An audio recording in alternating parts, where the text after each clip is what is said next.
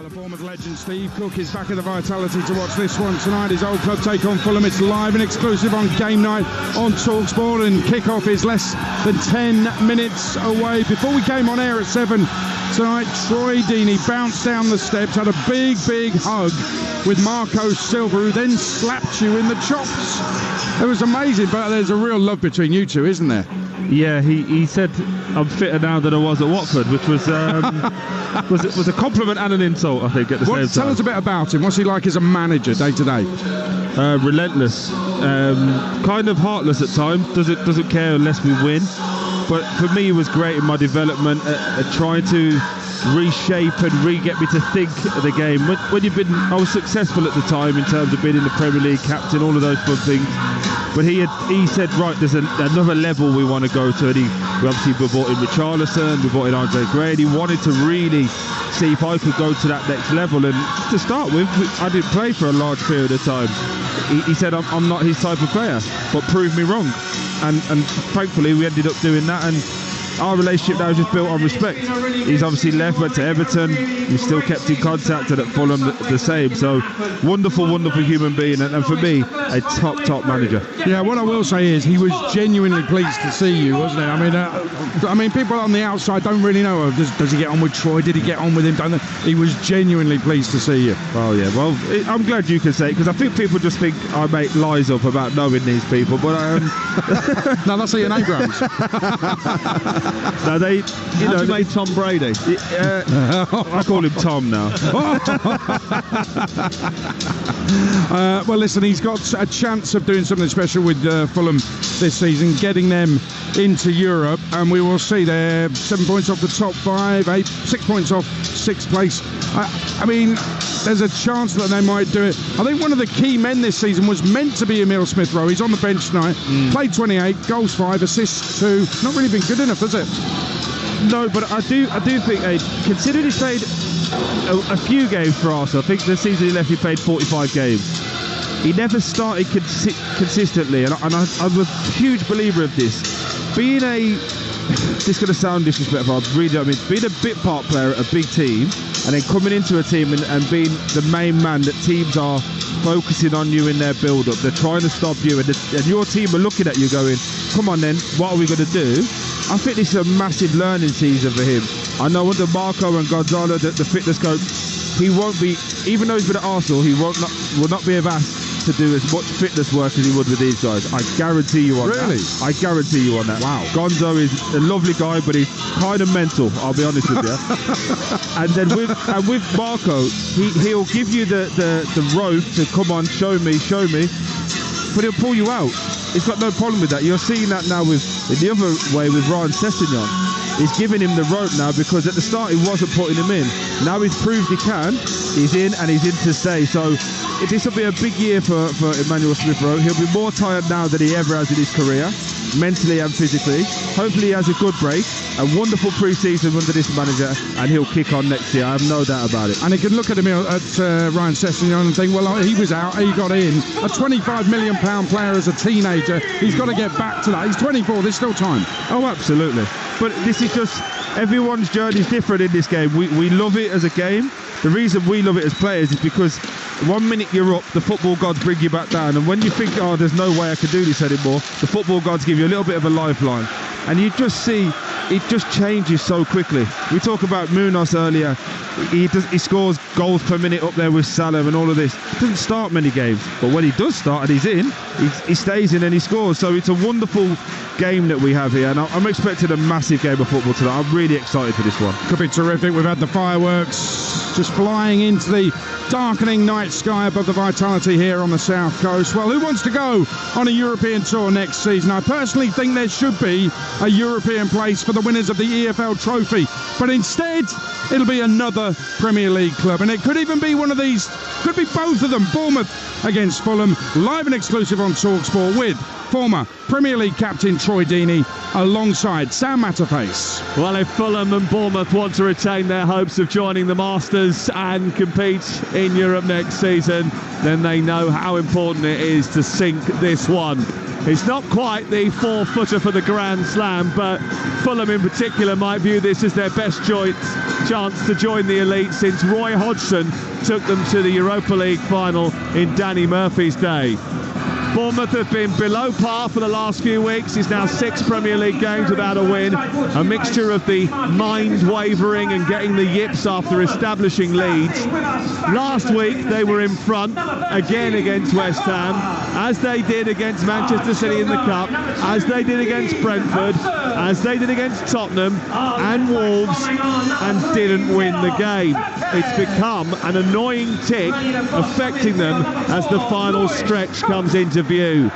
Fulham, well, they've exceeded expectation, but with them it's usually hit or miss. They keep swinging between wins and losses, and that lack of consistency may well cost them dear. They are capable of beating anyone, but they are capable of being beaten by anyone too. Here are the two teams. Let's start with the home side, Bournemouth, who make just one change. Zabarnyi is out, Senesi is in. It's Kepa Alrida Balaga in goal. Adam Smith is the right back, Senesi, Housen and Kirkes the back four. Lewis Cook and Tyler Adams, the two holders in midfield, with Semenyo, Scott and Ouattara behind Avanilson in attack. Fulham, the visitors, have Bernd Leno in goal, Castagna, Anderson, Bassi and Robinson the back four, Lukic and Berger the two holders in midfield, with Pereira pulling the strings behind Iwobi, Sessegnon and Rodrigo Muniz, whose goals per minute, 112 in the Premier League this season, only bettered by Salah and Alexander Isak. Our referee tonight is Michael Oliver. The VAR is Jared Gillett. Michael Oliver, by the way, just been called up to the Club World Cup in the summer, as has Anthony Taylor. And the Champions League was briefly in the sights of these two, but our eyes will certainly be your ears on Tuesday and Wednesday night in that competition. Then pivotal Europa League action comes your way on Thursday, plus Newcastle's game in hand with Palace is live on Talksport 2 on Wednesday night. The big nights under the lights that always hit the heights. It's Talksport on game night. And the former Watford captain Troy Deeney is here, as all 22 players take the knee to remind the audience that there is no room for racism. A popular Fulham website described this as the most important game of their season, Troy. How do they take advantage of Bournemouth's injury issues? I think it's a game that both teams will be really happy with, because the style of play of Fulham is to sit back and counter-attack you, but when they go with pace and power. With Bournemouth, it's to go and get after you. So both of them will be really looking at the clips, both sets of managers, both sets of coaching staff, and going, if we do our game at 10 out of 10, we win. And that makes for a really good game today. I do believe it's a huge game for Fulham in their quest to go and get into European football. But also for both teams, as you alluded to, they can both go and equal the best ever records in the Premier League. So that's just fantastic for them anyway. Alex Scott picks the ball up after a Fulham attack, peters out and looks to try and charge forward. Semenyo has nabbed it off the feet of Robinson, got into the penalty area, left-footed shot into the bottom corner and scores the opener. It's a terrific start. Just over a minute into the game, Antoine Semenyo with his 10th goal of the season. Not a single player in the Premier League has had more shots than him this season, but that one really counts. He took advantage of a Robinson slip, picked the ball up on the edge of the penalty area, cut inside, and with his left foot curled it in the bottom corner past Bernd Leno, and it's Bournemouth 1, Fulham 0. Excellent play from Bournemouth. Really poor start from Fulham. Castagna turning the ball over, Berger getting ran past, and it's got just driving in there. As he sees, he looks like he takes a bit of a kick as well, but as he sees Semenyo on the right-hand side, he just fires the ball out to him. Anthony Robinson can't sort his feet out. It bobbles its way into Semenyo, cuts him 1v1 with Joachim Anderson. As he gets on that left foot, he just passes it into that far corner. No effort. It just looks so seamless for him. Wonderful start for Bournemouth. Great start for Bournemouth, who lead by a goal to nil. And inside the first 2 minutes of the game, it's absolutely sensational for them. And we know that styles make fights. And I was about to say, Bournemouth are the type of team that press high, aggressively get on you all over the park. Fulham try to free up Robinson on the left-hand side and get crosses into the box. And he was doing that down one end, getting a cross into the box. It broke down because of the pressure that Bournemouth put on Fulham inside their own half, and then counter-attacked brilliantly at the other end. And it's 1-0. I feel like Fulham haven't started though. That just in the start of that, as it comes to Castagna, it's a simple 5-yard pass into Berger, gets that run, puts it between Berger and Lukic, and Scott just breaks through, really drives through, and they should make a foul there. They don't. It just comes. They keep turning the ball over. It just feels that they haven't really started it. Maybe the nerves of this being such a big game is starting to show just in their early performances. We're only 3 minutes in, by the way, but every pass has been turned over, and it's just been Bournemouth who have settled really, really well. And this is a Bournemouth side that don't have Justin Kluivert in their starting lineup tonight, their top scorer, because of an injury. In fact, he's been out for the last couple of weeks with a problem. But they do have Evan Nielsen, and as a result of Kluivert not being in the team, Alex Scott is taking advantage of being in that number 10 position. Given away by Bassi, one back high up by Tyler Adams, and Bournemouth have possession inside the Fulham half of the field again. All the way back to Housen, wearing his gloves despite the short sleeve shirt. It's pretty temperate down here tonight. It's played out towards Cook, who then takes it over the halfway line, feeds it to Kirkes, and then back to Cook on the halfway line towards Senesi, the Argentine, who almost gave it to Muniz, and Adams had to dive in just to stop Muniz from winning that, and it's cleared away by Bournemouth with Housen travelling with it. Dropping deep to pick it up is Semenyo, jinking past two challenges too easily, running into midfield and laying the ball off to Cook. But that is another example there where you would expect Fulham to put in a challenge. Yeah, you would, but again, just looking at how Fulham are set up, they've gone into a kind of 4-4-1-1 when they're without the ball, and it just allows for Bournemouth to play around. I feel when you play against Bournemouth, you've got to stop their two centre-halves doing this long ball, because what they want to do, they want to play a long ball over the top and then counter-press you as you head it, so win the knockdowns, and if that plays into their strengths at this moment in time, it just feels a little bit disjointed from Fulham, a little bit not all on the same page and wavelength. But they will feel that they've got opportunities in this game, because Bournemouth are only going to do it one way. Pereira's got the ball out of the sky and sent it out to Iwobi, who's flipped across into the near post. It wasn't a great delivery, and Housen dealt with that. Lukic trying to win it back, but then as the ball comes to Adams, he immediately releases Scott, who gets it up the pitch, then into Evan Nielsen, and then Scott is cantering away down the right-hand side with Ouattara waiting in the near post area, but he's gone too close with his cross into the centre of the box, and after rushing that, Alex Scott has only found Bernd Leno's hands. But another example of what Bournemouth can do on the counter-attack if you give the ball away. And exactly what we said would happen in the first minute or so. It's a perfect team, because Fulham want to sit and bank in. But if you turn the ball over, this Bournemouth team is going to go at you, because they're going to force you to play passes a lot quicker than you want to. And at this moment in time, they're just stopping the play, making it really disruptive for Fulham to get into a flow.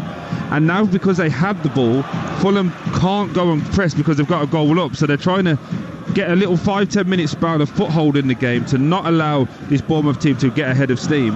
But really, they need to be going after this Bournemouth back line and stopping them from playing the long ball. But at the moment, 5 minutes in, it's all playing into Bournemouth's hands. Well, the good news for Marco Silva is, and I mentioned this sort of in the first few moments before the commentary, is that in recent weeks they've just been throwing away leads for fun, Bournemouth. So they've dropped 7 points from winning positions in the last 4 Premier League games. That will give them a little bit of heart as Smith comes forward down the Bournemouth right, over the halfway line, and then back into midfield for Semenyo.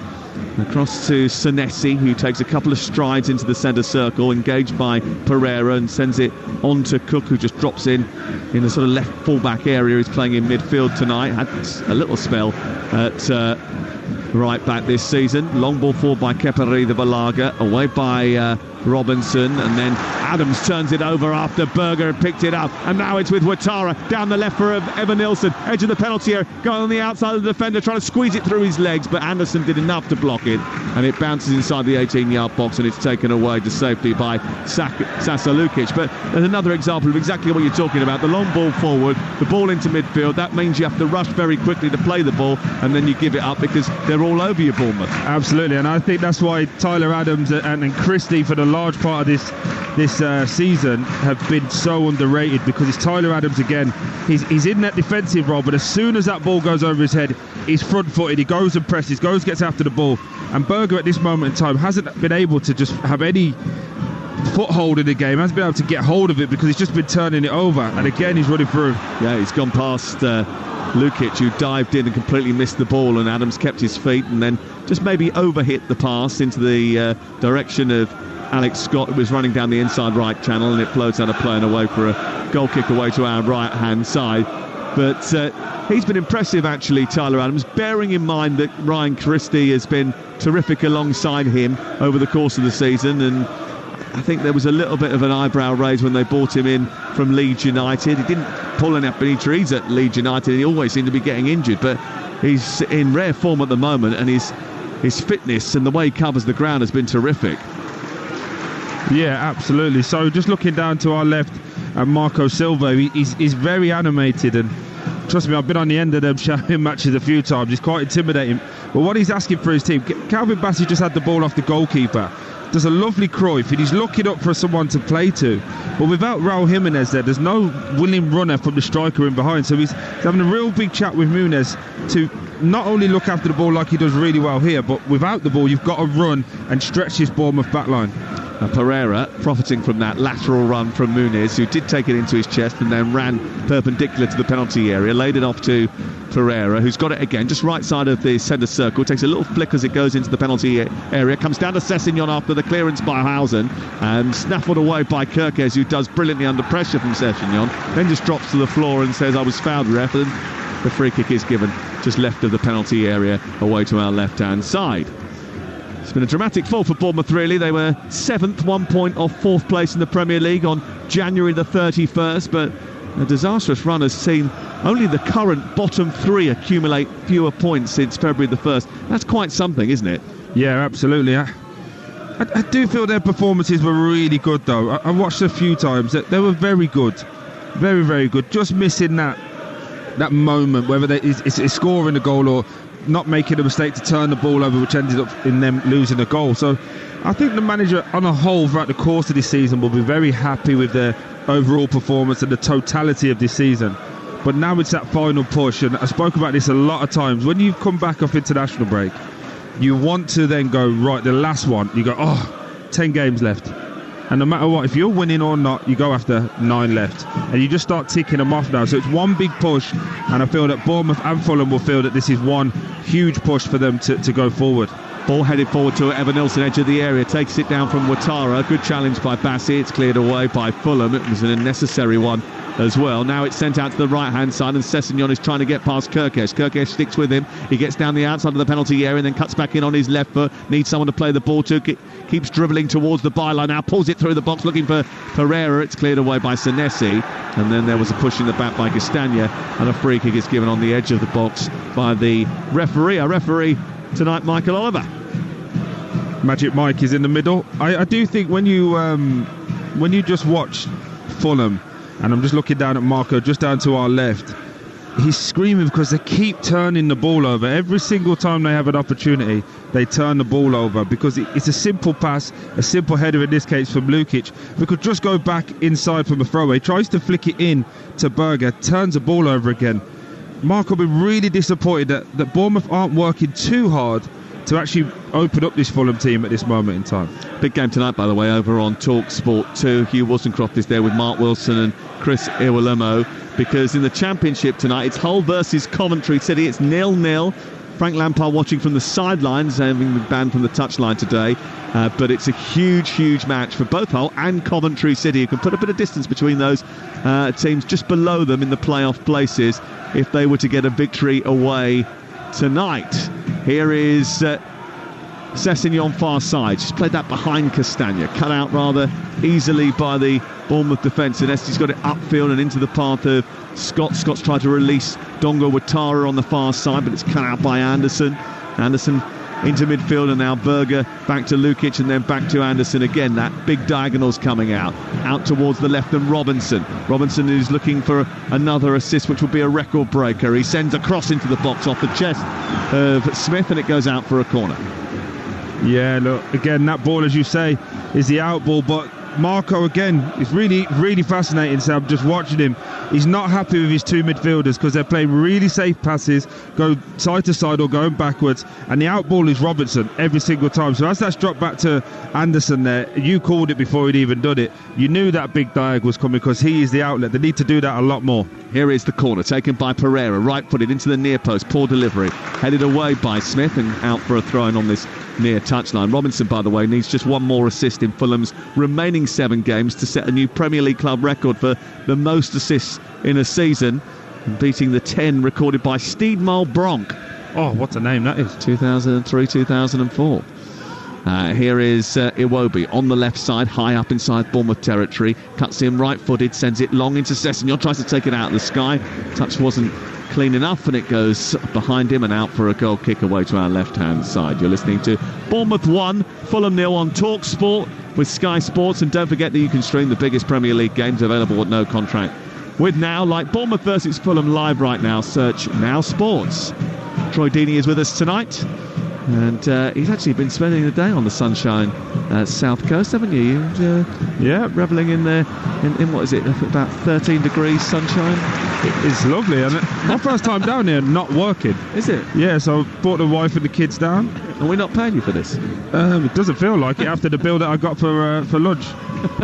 Semenyo on this near side into Adams, across to Cook, who's on the cusp of the centre circle, works it wide into a left wing position. Kirkes has come up on the inside of Dongo Watara, but just befuddled himself there and ended up kicking the ball against one foot and going out off the other, and it goes out for a goal kick away to our right hand side, and it remains 1-0 to Bournemouth. The goal coming from Antoine Semenyo after just 2 minutes. A lovely finish by him.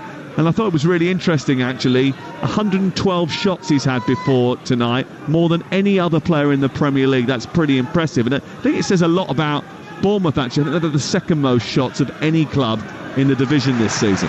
Yeah, absolutely. Everyone talks about Haaland and Salah. If you look, the guys who take the most shots normally score the most goals. The law of averages just works in their favour.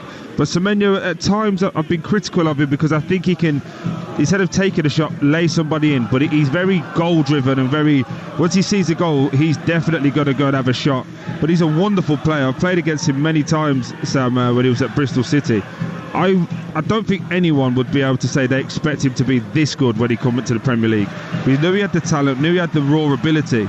But the way he's conducted himself in the Premier League, maybe it's the fit of Bournemouth, but he's been a sensation this year, and I don't even think they paid anywhere near as much as he probably is worth now. Yeah, well, they may end up having to fend off offers for him in the summer. Ball bounces inside the Fulham half of the field. Bournemouth have got it back again. Tyler Adams was challenged by Robinson, but it went back to Smith on halfway.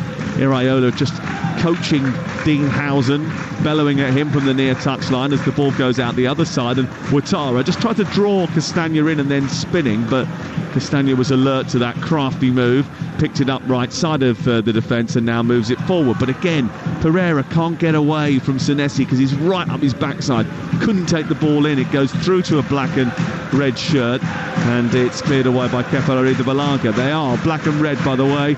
Black shorts and black socks attacking the goal away to our right in the first half. White shirts for Fulham, black shorts for them as well with a red trim. There must be an odd thing for both teams to wear black shorts like this tonight. Here is Kirkes down the left-hand side, deep towards the far post. Scott with a lovely delivery. Evan Nilsson's hit the woodwork. Inside the 6-yard box, the ball was headed back from an impossible angle by Alex Scott after a wonderful cross from the left-hand side. Evan Nilsson has stumped it against the crossbar. It's the 21st time this season that Bournemouth have hit the woodwork. What a build-up. Kirkes again running down that left-hand side. Really strong, really powerful. Here is Berger laying it off to Pereira, edge of the penalty area. Back to the left it goes, and now Robinson as Fulham try to respond at the other end. 17 gone. Bournemouth lead by a goal to nil, but they've also hit the bar. Bassi as the ball's played backwards rather than forwards, and Bournemouth with everybody behind the ball here as Robinson finds Lukic into Berger, back to Bassi. Bassi back out to Robinson again. They need a little bit more movement if they're going to prise open this defence. Berger being trapped by Alex Scott. The ball spills to Lukic, who delivers across deep to the far post. Headed down by Sessegnon. Taken in, back towards Iwobi from Pereira. His shot is blocked by Tyler Adams. And then Castagna a little bit loose with his ball backwards, and Evan Nilsson has snaffled it up, and then Ouattara threatening to escape down that far side, and Bournemouth have possession eventually after being shuffled back into their own half. A little bit of a problem here for Kirkes, who's running around in a circle after being pushed back by Sessegnon. It does eventually go out for a goal kick, but let's go back to that fantastic move. The ball out to the left-hand side to Kirkes, whose cross was pinpoint. I didn't think that Alex Scott was going to get there. When he did, boy oh boy, what a chance for Evan Nilsson to make it too. Yeah, I mean, it's the only reason he ends up hitting the bar, Sam, is because as that ball gets headed down by Scott, as it's bouncing, it's coming back up, and it's really hard as a striker to keep on top of that, especially on the stretch. He gets really good contact, beats the keeper, just hits the crossbar. He hits it so well, it broke to 30 yards out, and Berger was on the counter-attack there. But I do think, just wrote a little note here, the midfield three for me for Fulham need to do a lot more. Berger's playing left to right, he's slowing the pace down too much. Lukic, who's in there to break things up, he's actually the one who's being more advanced. And we haven't even mentioned Pereira at any point in this other than him taking a corner. So that midfield three for me will be an area that Marco will be looking at, thinking we need to get a bit more dynamism in there. So don't be ashamed if you see Smith Rowe coming on before half time if it continues like this. 19 minutes gone, and it's 1-0 to Bournemouth. And this is Calvin Bassett, stocky centre defender, playing it out towards the left-hand side. He feeds it to Robinson, back to Bassi again into midfield, and the very tall and wiry figure of Sander Berger, 6'5", Norwegian, picked up from Burnley, plays it back to the right, given to Castagna, and then across the back line they work it, and Iwobi does well actually under pressure for Semenyo to turn it round the corner and into the path of Muniz, who feels he was fouled by Heilsen, and the referee concurs it's going to be a free kick to Fulham. And this is another area actually where Fulham have excelled, and actually Bournemouth have really struggled, and that's getting set pieces into the box and then causing problems. And Bournemouth have had, if they've had issues defending, this is where some of them have been pinpointed. Yeah, do you think there's going to be a cutaway to the benches looking for a set piece coach, or are we going to allow the players to actually just take a normal free kick? Well, there is a set piece coach from Bournemouth that has gone out there. Tommy Elphick, isn't it? Has come out there. I wouldn't say Tommy's an out-and-out set piece coach, but I think he is in charge of them. As the ball goes in towards the far post, it's headed down by Anderson, and from the diagonal ball into the area from Pereira, it was he who rose the highest, Anderson, and he nodded it into the arms of Kepa Arrizabalaga. Yeah, just got a Bournemouth defender down. I think it is Senesi. I think he's headbutted the back of Munez's head and potentially done his nose has popped potentially, but a little bit better for Fulham. Away into the game there, you can see ball into the middle of the box. They've got three big headers and they go and win that first contact, but Marco's just calling the guys in now. There's 1, 2, 3, 5 of them over here, and he's not happy with this midfield. He's called both of the two midfielders in, and he's allowing as Marco does, he looks really calm here, but I guarantee you the words coming out of his mouth are very cutting at this moment in time. We should be, and we knew we were going to be, in for a dash of entertainment this evening, not just because of Troy's wit and personality, but Bournemouth have conceded 2 goals in each of their last 5 top-flight games. Marco Silva's Fulham have scored at least twice in 10 of their last 14. And we've already had a goal here inside the first 90 seconds, and Bournemouth are the ones that have got it. Here is Kepa Arrizabalaga as we get back underway. Senesi has had his treatment and he is okay. He's on the ball now, just left side of the penalty area, inside the Bournemouth half, sending it long, cut out by Anderson. Won by Adams under pressure from Pereira. Dongo Ouattara plays it out to the left, and Kirkes now back to Ouattara again, and he gets it all the way back to Senesi. It's been a bright start from Bournemouth and a really crisp start. When they're in possession of the football, they move it so quickly, and that is something that Fulham haven't done when they've been in possession of the ball and looking to attack. And as a result, when Bournemouth have got their numbers back, it's been more difficult for them to break them down. Absolutely, and as you said, that crisp passing. What I am starting to see a pattern develop now. Marco's clearly told his team to go and press and be more aggressive, but it's leaving a massive space in there for Alex Scott, who's drifted into wonderful areas. And if Bournemouth could just spot him, he will either bring Calvin Bassey out with him, which allows a space for Evan Nielsen to run down the side, or he'll get on the half turn and then he'll be driving at that back line, which is not what Fulham don't want, because he's really good at travelling with the ball, and obviously he's got a goal in him as well. So just watch that develop as it carries on, Sam. Just when they've got the ball, he's getting into really wonderful positions, Alex Scott. Here is Sander Berger over on that far touchline, just right in from the right side of the field, guides it back to Anderson, to Bassey, and then back to Robinson trying to feed it into Sasa Lukic, who's had a bit of a Tyler Adams shadow following him around over the course of the opening 22 minutes. Bassey forward, clipping it up, away by Adam Smith. There'll be a retrieve by Semenyo, kept in by the goal scorer on this near touchline, and then shuffled back into Housen. But again, they just move the ball one touch, making Fulham do lots of work to try and cover the ground and find a way of disrupting them. It's not an easy thing to do with Bournemouth. In fact, actually, a couple of teams in the last few weeks have had quite a bit of joy beating that Bournemouth press, finding ways to unpick them, playing over the press, or worse still, playing through it because they haven't been on it. But they look up for it tonight. They look much more coordinated and more intense. Yeah, absolutely. When you look at it, it's a really, there's no base for Fulham to build on. Cook trying to feed Evan Nielsen after winning the ball, and he immediately looked for the Brazilian to run in behind there. He didn't quite come off, and Fulham have it back, and then they've taken the free kick quickly, given it to Pereira. He's been brought down. It's another free kick. It's currently Bournemouth 1, Fulham 0. For the latest odds, you can head to Ladbrokes, where right now you can get 9-4 on for Bournemouth to win the game, 6-1 for Fulham to come back and win. The draw is 3-1. That's all thanks to Ladbrokes. 18+, begambleaware.org. Ball kicked long by Leno, away by Smith, further by Adams. Adams should never win a header, by the way, anywhere. His head helped it on. But what you're seeing there in that wonderful little 30 seconds of play, Bournemouth won 4 first contacts. Started with Housen, then Tyler Adams, then Cook. Both of them probably combined are about 6 foot, because they're both very small individuals. If they're on each other's shoulders, exactly, in high heels, and they're winning the first contact, the second contact. That will be really disappointing for Fulham, because at this moment in time they're being bullied, and it's not a nice thing to say, but they're being bullied, and with the ball and without the ball. With the ball, it's being passed around with a bit more intensity and sharpness. Without the ball, Tyler Adams does a wonderful job of going and getting tight to players, but also cutting off the ball into the striker as well, because he has that dynamism to move around. Marco is pacing to our left like a tiger in a cage. I do not want to be in that place at half-time, I guarantee you that.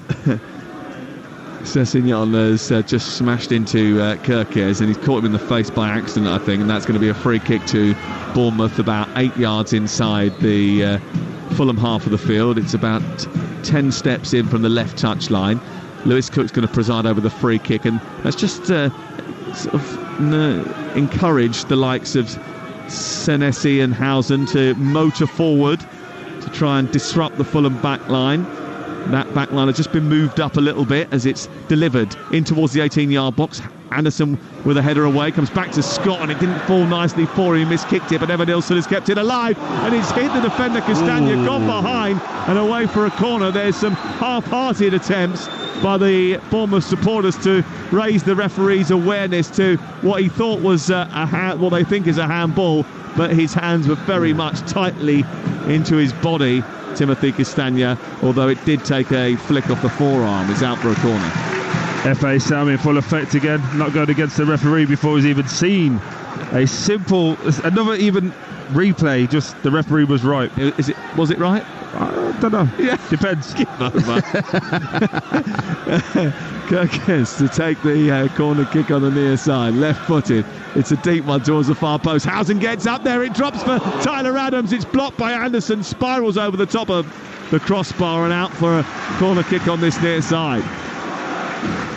Really good ball in from Kirkes. They've identified that back post. Try and keep Bassey and Anderson out of there, because they have three big men in zone marking for Fulham. They're trying to miss that to the back post. As it breaks down, it's a wonderful block. But it does feel there's another goal coming for Bournemouth here, and Fulham need to be really careful over these next 5 minutes. Kirkes is going to take it again.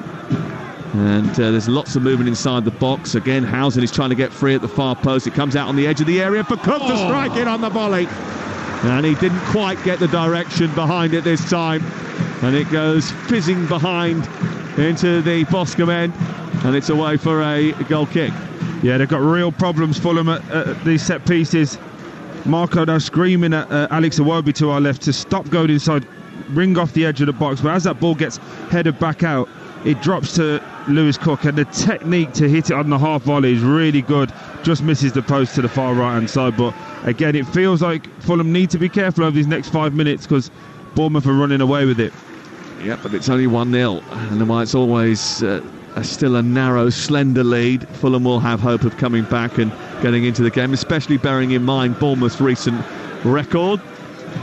And Marco Silva might make adjustments at half-time too, especially if the scoreline remains the same. This is Lukic. Oh, it's a poor ball cut out by Cook. Although I said it was a poor ball, Cook did brilliantly to win it. Here is Evan Nilsson holding it up superbly, playing it out to the left-hand side. Ouattara edge of the area, waiting for Kirkes to arrive. Sessegnon was there to help out the Fulham defence, and it was a necessary intervention by the former Tottenham man. Cleared upfield by Pereira. Lovely back heel into Berger. Slips past Senesi. Chance to break for Fulham now. And then he was looking too much at the right-hand side, waiting for Sessegnon to come up to him. And Adams went in and pinched the ball, but I think the referee's given a free kick on the edge of the centre circle.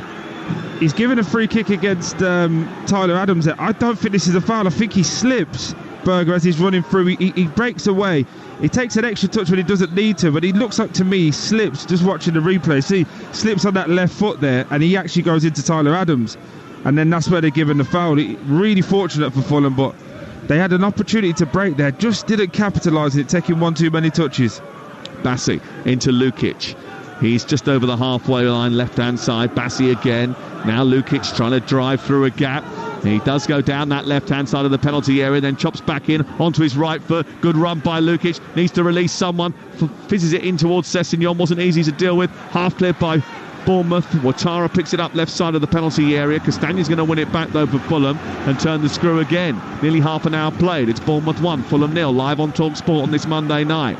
Here is Berger slipping it towards Sessegnon. Sessegnon looks as if he was trying to draw the foul there from behind. Senesi engaged, got something on the ball, flicks through to Kepa Balaga, and it will be cleared away by Bournemouth. Interestingly, for down on Fulham's bench, they've just sent out Harrison Reed, Emmanuel Smith-Rowe and Tom Kearney. So clearly Marco's seeing exactly what I'm seeing, that this midfield three is not doing what it needs to do. It feels to me like Lukic is trying to have a little bit more influence in the game, where he's physically running forward or putting in a big tackle like he did there. He's getting frustrated with how this game's going at the moment. He's trying to have a little bit of an impact on it. Well, I thought, first of all, the run that he did was excellent and really unsettled the Bournemouth back line. He just couldn't find the pass at the vital moment after getting into a really good position.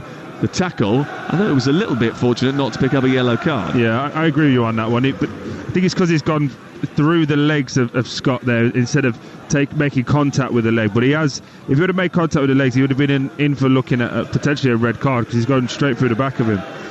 The 1-0 to Bournemouth, live on Talksport, and there's lots of football coming on Talksport over the course of the next few days, including tomorrow night we're round the grounds with Adrian as we bring you all the updates from the Champions League and the EFL. Wednesday night, what a night we've got for you. Two massive fixtures. Newcastle against Crystal Palace is on Talksport 2. Huge in the race for the Champions League. Oh, that's a mistake. Given away by Senesi. And Muniz is escaping. And he's got support from Pereira. He goes for goal instead and misses the target. What a chance for Fulham to equalise. Well, they had it safe on the halfway line, Senesi and Housen. They got in each other's way. Muniz stepped in. He went racing away to the edge of the box. And instead of passing it simply across the 18-yard box to Pereira, who was completely free, he went for goal and missed the target, Troy Deeney. It's really, do you know what? I'm just watching the replay there.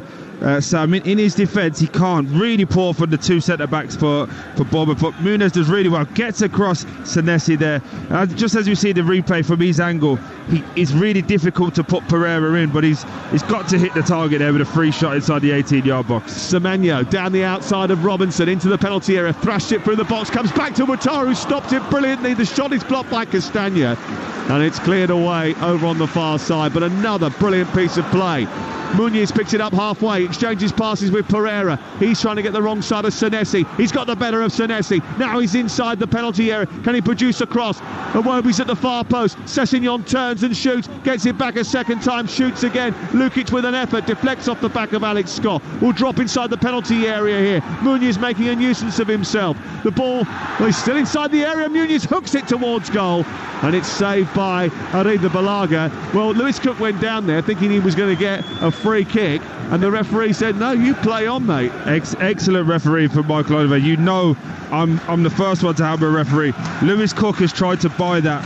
It's embarrassing, but just going back down this right-hand side, Semenyo has got Robinson on toast. Every time he gets him, he stands him up left and right, goes down that byline and fizzes a wonderful ball into the box. Unfortunately, Fulham end up getting their bodies in the way, but Semenyo on this right-hand side is having a field day, and Fulham are going to have to be really careful of that, but Bournemouth are really going for it now, and it's opened up into a great game. Iwobi's got space on the left-hand side. He's been played in by Lukic. He's on the edge of the area, and he didn't get his ball in quick enough, and Scott came across and put it out of play and away for a corner kick. But what a really good spell of football we've seen from both teams in the last 5 minutes of this game, Troy.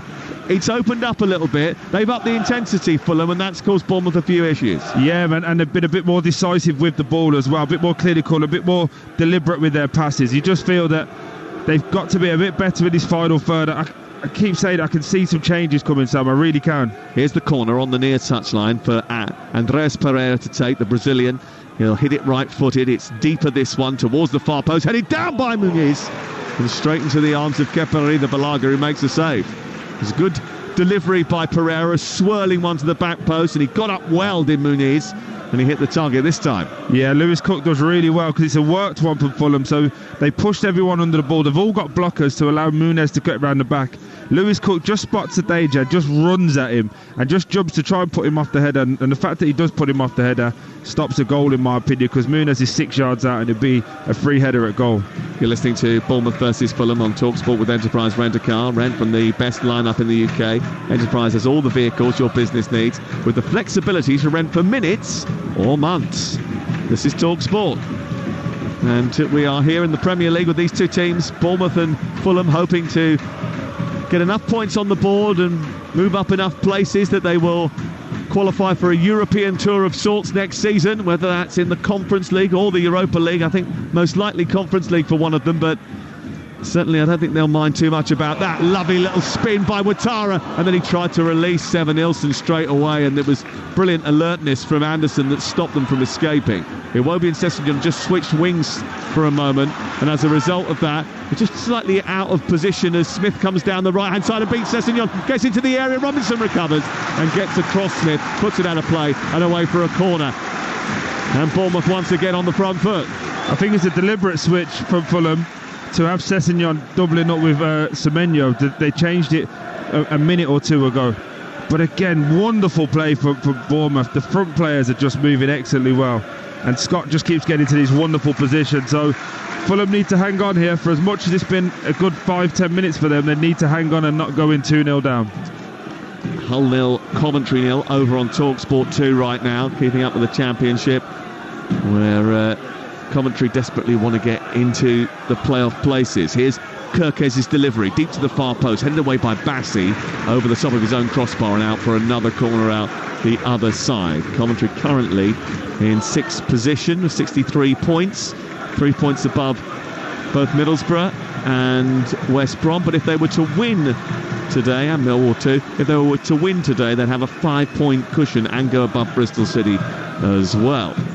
Here is the corner over on the far touchline to be taken by Lewis Cook, in between the junction of where the Fulham fans are and the Bournemouth supporters behind the goal. He takes it short, then whips it to the far post, but it's too much, and it goes over the top of the crossbar, looping over the top of Bernd Leno's crossbar and floating away for a goal kick away to our right-hand side. There's a picture up in the corner of Eddie Howe. Our best wishes go to him tonight. He has suffered with pneumonia over the last few days. He's been getting the best of care. He's not going to be available to be on the touchline during that game between Newcastle and Palace. We're bringing you on Talksport 2 on Wednesday night. A big part of the Bournemouth history, a big part of the Bournemouth story. In fact, probably the biggest part of the Bournemouth story.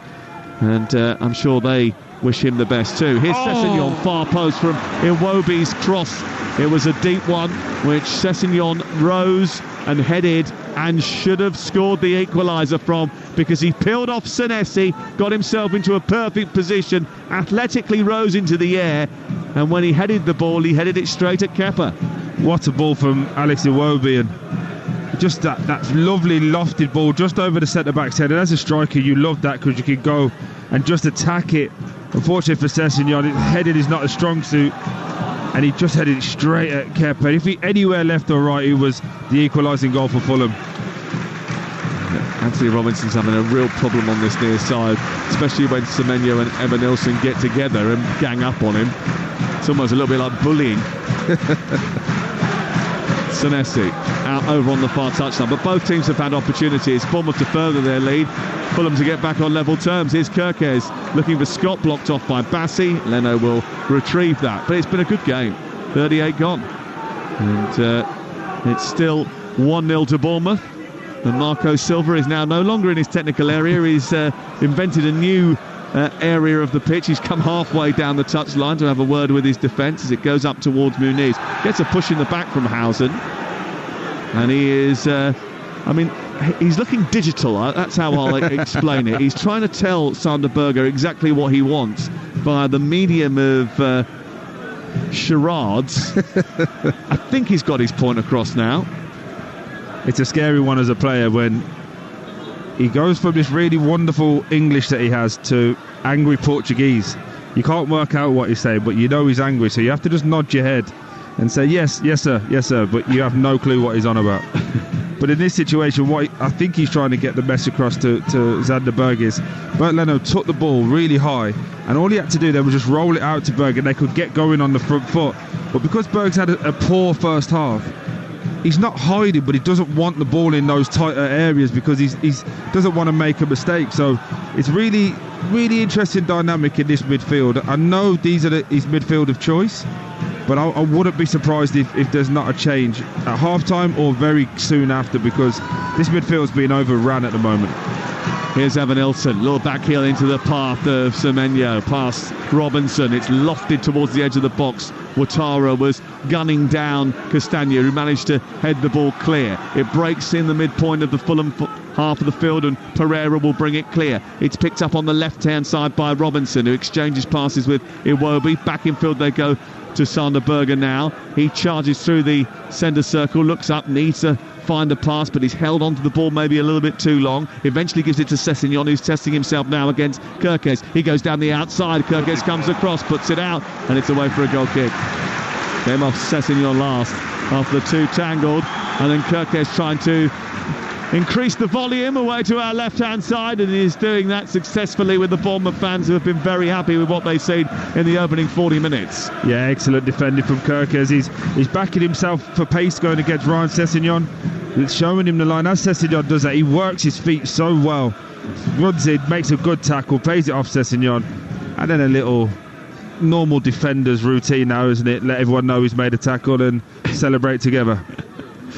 You were right what you said earlier on, though, about the performances of Bournemouth have been pretty good. If you go back over the last 4 games, you can tell that by their XG. They've had the better XG in on all 4 of those matches, despite only taking 2 points, which shows you how many opportunities they create.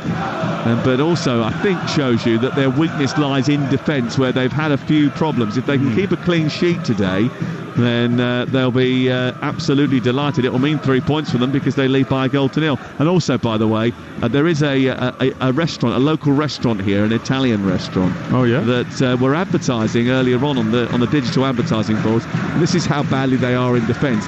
The El Mattino, an Italian restaurant, offers 50% if Bournemouth keep a clean sheet. 50% discount if you order via Uber Eats, if Bournemouth keep a clean sheet. One thing you didn't see at the bottom in the T's and C's was it closed at 5 o'clock. I think they don't have to worry about that because Bournemouth's clean sheets are few and far between. Here is Adams trying to help it on towards Evanilson, and then Bassi trying to wrestle with Evanilson, who is a proper handful, isn't he? I mean, he really is. Joined from Porto in the summer. He's had a brilliant first season in the Premier League. I think he's a really talented player. Again, injured, but when you just look at him now, he moves well, he jumps in the air well, he looks after the ball well. Selfless running in behind, stretches the team, and he's got a goal in him. When you look at modern day strikers, but there's not so many of them around, he'd have to be in the top 5 in the Premier League at this moment in time. Scored 6 of the last 8 goals in all competition that Bournemouth have scored. Berger moving forward with it, eases it into the path of Iwobi. Now on to Sessegnon. Sessegnon trying to run towards the edge of the box, blocked by Smith. And did I say Sessegnon? Yeah, it was Robertson. I had him in my mind then, Sessegnon, because he had just switched wings again. Robinson produced the cross. It bounces off Smith and goes out for a corner away to our left-hand side. As you're the best in the business, I didn't want to tell you made a mistake, but you got that one wrong, mate. It just gave me a Marco Silva glare. Here is the corner. Andreas Pereira, right-footed, deep towards the far post. It's backed by Berger. Berger then recycles it into a congested area. Robinson went towards it, flicked away by Ouattara. Was well defended eventually by Bournemouth. Pereira back into the centre, hits Berger in the face. Didn't expect it coming, I don't think, and then ended up colliding with Ouattara.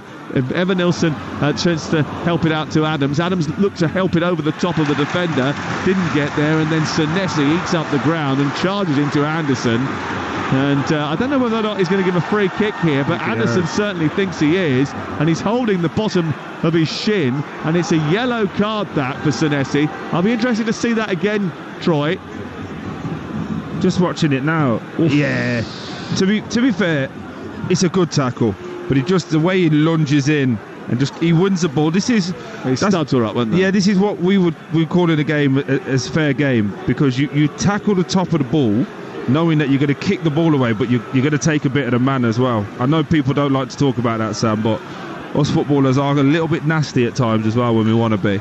And he's just left a little bit in there to let Anderson know that we're here to play. And Anderson's not too happy, but I'm sure he'll be up in about 5 seconds. It's a little bit high, isn't it, this? Because he slides in, he does get a little bit of the ball, but he does plant his foot on the bottom of the shin. And there wasn't the excessive force that might well have engendered a higher punishment. Great tackle. It's a great tackle. And you know the problem is for Anderson, if it was the other way around, he would have loved to have been able to do that on the other way. Well, Senesi's got a yellow card as a result of it, and Fulham have a free kick. And at this juncture, 44 minutes in, if there was to be a Fulham equaliser here, he may then well regret it. Here is the free kick over on the far side. Pereira to take it, right-footed, and Bassi rose but missed the header. And it comes back out to Alex Scott after they managed to clear. And now Ouattara has got the chance to escape on the halfway line. He needs some support. Evanilson is arriving. He holds it up brilliantly, Ouattara, because he was running out of room. And then evades the challenge of Lukic and sends it to Cook, who then finds Semenyo. Semenyo on the near touchline, cuts infield, plays it back to Cook. Up to 45 minutes, we're about to get added time. Cook goes round the outside, sends a cross into the centre, and Evanilson was diving towards it, so was Scott. It eluded them both. Back in from Kirkes to the far post. Robinson away, comes back out as far as Adams. Adams over towards the near side. Cook sets it back for Smith. His cross is deep towards Ouattara. It's over his head. Sessegnon away, again only as far as Adams. We're going to have 2 minutes of added time at the end of the first half on Talksport. Back in it goes from Senesi, away by Lukic. Still they can't get it clear. Adams into Cook. Cook will get it back to halfway, and the pressure will come off for a second for Fulham, who really were under the pump then. Yeah, but it's really, really good play from Ouattara on that opposite side. As he turns back and looking after it, he just drops the shoulder. 2 Fulham players go to the right, and he just sprays it out to the left and gets Semenyo away again.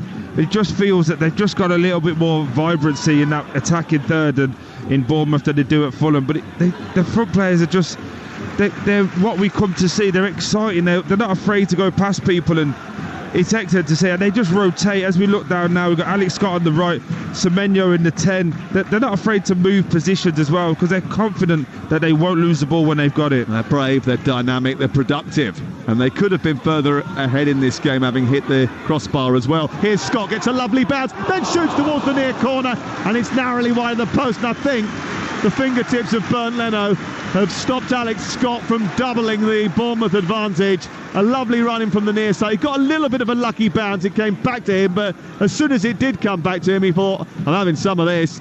And he smashed it towards the near post, and it was Bernd Leno who got down smartly. He's earned that look, though. He's coming off this right-hand side, looking to slip Semenyo down the side of Bassi. He hits Berger, and because he's continuing his run, he just breaks him, and he gets that lovely shot off. It's a great save from Bernd Leno to his left. Here's the corner to be taken by Kirkes, near touchline. The left-footed ball. Whoa, he's overhit that just a little bit. It's gone right out the other side, and I think, well, he hasn't let it go for a goal kick. Sessignon, has he? Yeah, he has now gone out for a goal kick. Or is it an offside play? Either way, that's going to be the end of the first 45 minutes. The first 45 minutes which started as quick as a flash, with Semenyo scoring inside the first 90 seconds. Bournemouth haven't won 3 consecutive home league games against Fulham since 1931. And if they do that today, they'll probably cause a few problems for Fulham's European ambitions. But when the Cherries hit the front, the lead changes hand almost as regularly as it did at the Masters yesterday, so no one's counting their chickens yet. Bournemouth 1, Fulham 0. And we won't have a playoff at the end of this one. Highly enjoyable first half, I have to say, and Bournemouth leading by a goal to 0. You noticed something as the players were coming off at half-time, Troy Deeney? Yeah, Calvin Bassey just having a little moan up, a little chirp at his players there about intensity, and I said it a few times in comms there, Adrian. I just feel that midfield in front of the back four and not offering a great deal with a protection without the ball, and then not offering anything with the ball. So I wouldn't be surprised if you saw a couple changes, if not half-time, very early in the second half. Well, Marco Silva, I mean, you spoke about it before the game, and we saw it during the game. You mentioned it in commentary. You know, when your dog is looking through the living room window, sees a squirrel, and there's a little growl, and the sound gets a bit louder, and he gets a bit more angry, and you know something's going to happen, and it builds up, and then it's a full-on bark. His whole body is shaking, tears out into the back garden, squirrel's gone. That was Marco Silva on the touchline, wasn't it? That was a great analogy. Thank you. He was an angry man on the touchline. Give us an image, a picture, a description of exactly what might well be going on, what you suspect is going on in that Fulham dressing room with that midfield right now. I won't be able to say all the expletives that will be going on, but what will happen now is what normally happens with players. We walk in and we have a little chat amongst ourselves, a few shouting, a few arguments, a few swear words of fix this, we need that, and then when someone else feels they're getting blamed, they get defensive. As soon as he hears that, I guarantee you, because that change was really small in Bournemouth as well, the first thing he's saying is, shut up, no one speak, sit there, here's what's going to happen, here's how we're going to do it. In times gone by, when it's a close game, as a manager you normally say, right, what's your feeling, how are you feeling out on the pitch? But the way he's been parading this whole line, he's not been in his technical area once, unless he's sat down. He's halfway down the pitch at one point. He'll be in there now annihilating those players and go, right, I think he's going at Berger personally. I think he'll look at Berger and say, do you want to be here? Do you think you're good enough to be here? Because that performance isn't good enough. He wants him to get on the ball. He's playing everything safe. And there's a term we call of hiding. You'll hear players say, oh, he's gone hiding or he's gone missing. You can do that by not wanting the ball. And what I've seen for Berger is he's going and standing behind somebody and getting marked, as opposed to going and being a little bit braver. Doesn't matter if you lose the ball, trying to do the right things. He's going into positions where he can't get the ball. And when he does get the ball, he's playing really safe, left and right and backwards. That's not conducive to Fulham getting back in this game. So I think he'll be getting hold of that midfield three. I wrote it down very early, and I would expect to see some changes. And I would also expect to see Adama Traore coming into this game. They've had no real threat to push the back four of Bournemouth back. Also, with the greatest of respect, Adam Smith is in his 30s. He hasn't been tested once by Iwobi yet.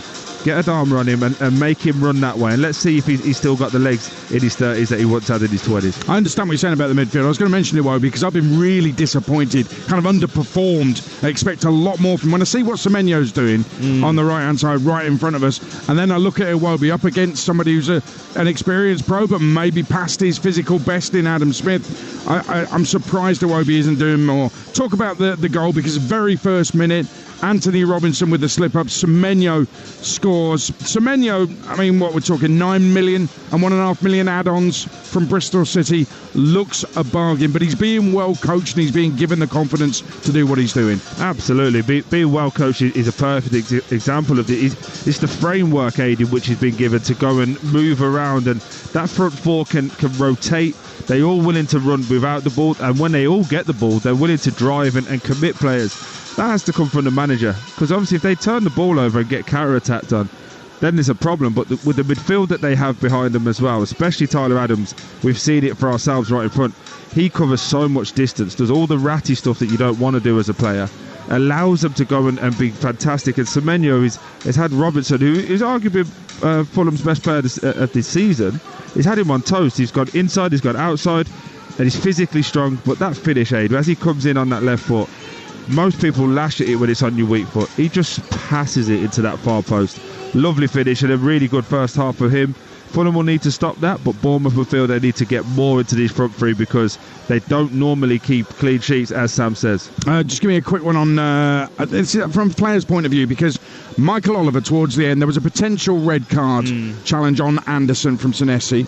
And if it had been a red, I don't think anybody would have been that surprised. You could have had a debate about it. It was a yellow that was given. Michael Oliver then he gave a one-on-one tutorial to Anderson explaining why it wasn't a red. And I'm thinking, why are you wasting our time talking to a player like that? Or is that good refereeing? Really good refereeing, especially when it's one of the experienced players as well, because if Anderson gets up in arms, that will affect the rest of the group as well. So really good refereeing, speaking to him, explaining his decision, and as players we might not agree with your decision, but if you can tell us why, okay, we can move on to the next one. So for me, really good refereeing. It was a really good tackle in my opinion. It's a proper pros tackle, but in today's game, unfortunately, it's a yellow card. It is 1-0 to Bournemouth. Bournemouth 1, Fulham 0. Over on Talksport 2, half-time, Hull 0, Coventry 0. Hull trying to avoid relegation, Coventry trying to get into the playoffs. Talksport live at the Vitality on game night.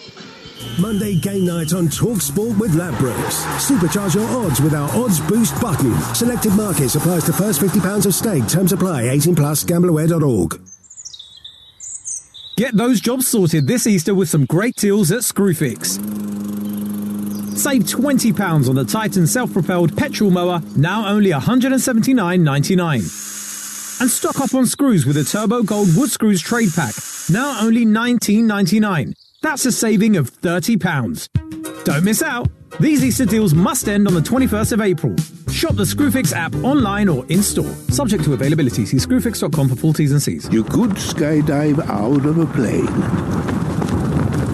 Or swim with sharks. You might even skinny dip in icy cold waters. Or you could get that inexpressible high, that guaranteed rush from finding just the thing you wanted, the thing you needed, at a great sale price. IKEA sale now on.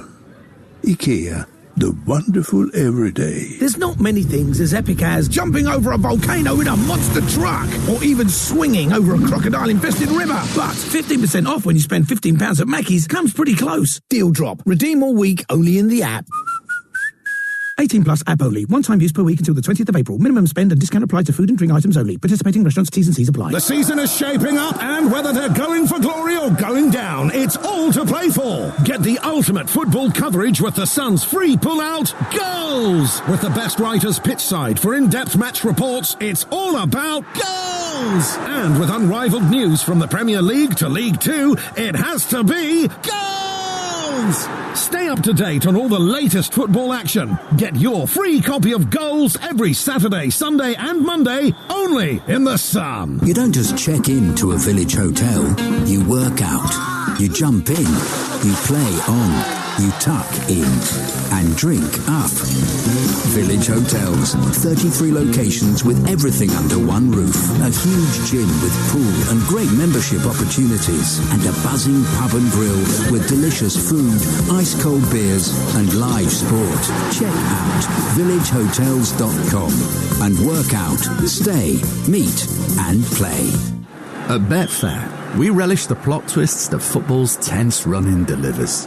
With titles, promotions and relegations on the line, the form book can take a back seat and the drama has the power to rewrite scripts. Get a free £10 bet when you bet £10 on Accas or Bet Builders on football this week. Betfair. Play different.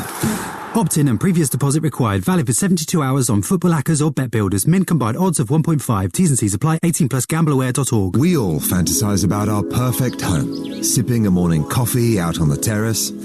Good morning, Mr. Squirrel. Morning. The kids building a treehouse in the garden. I'm living my perfect childhood. But come on, this isn't real. Listen, if you're serious about making your fantasy a reality, find out what your home is worth instantly with a free online valuation estimate.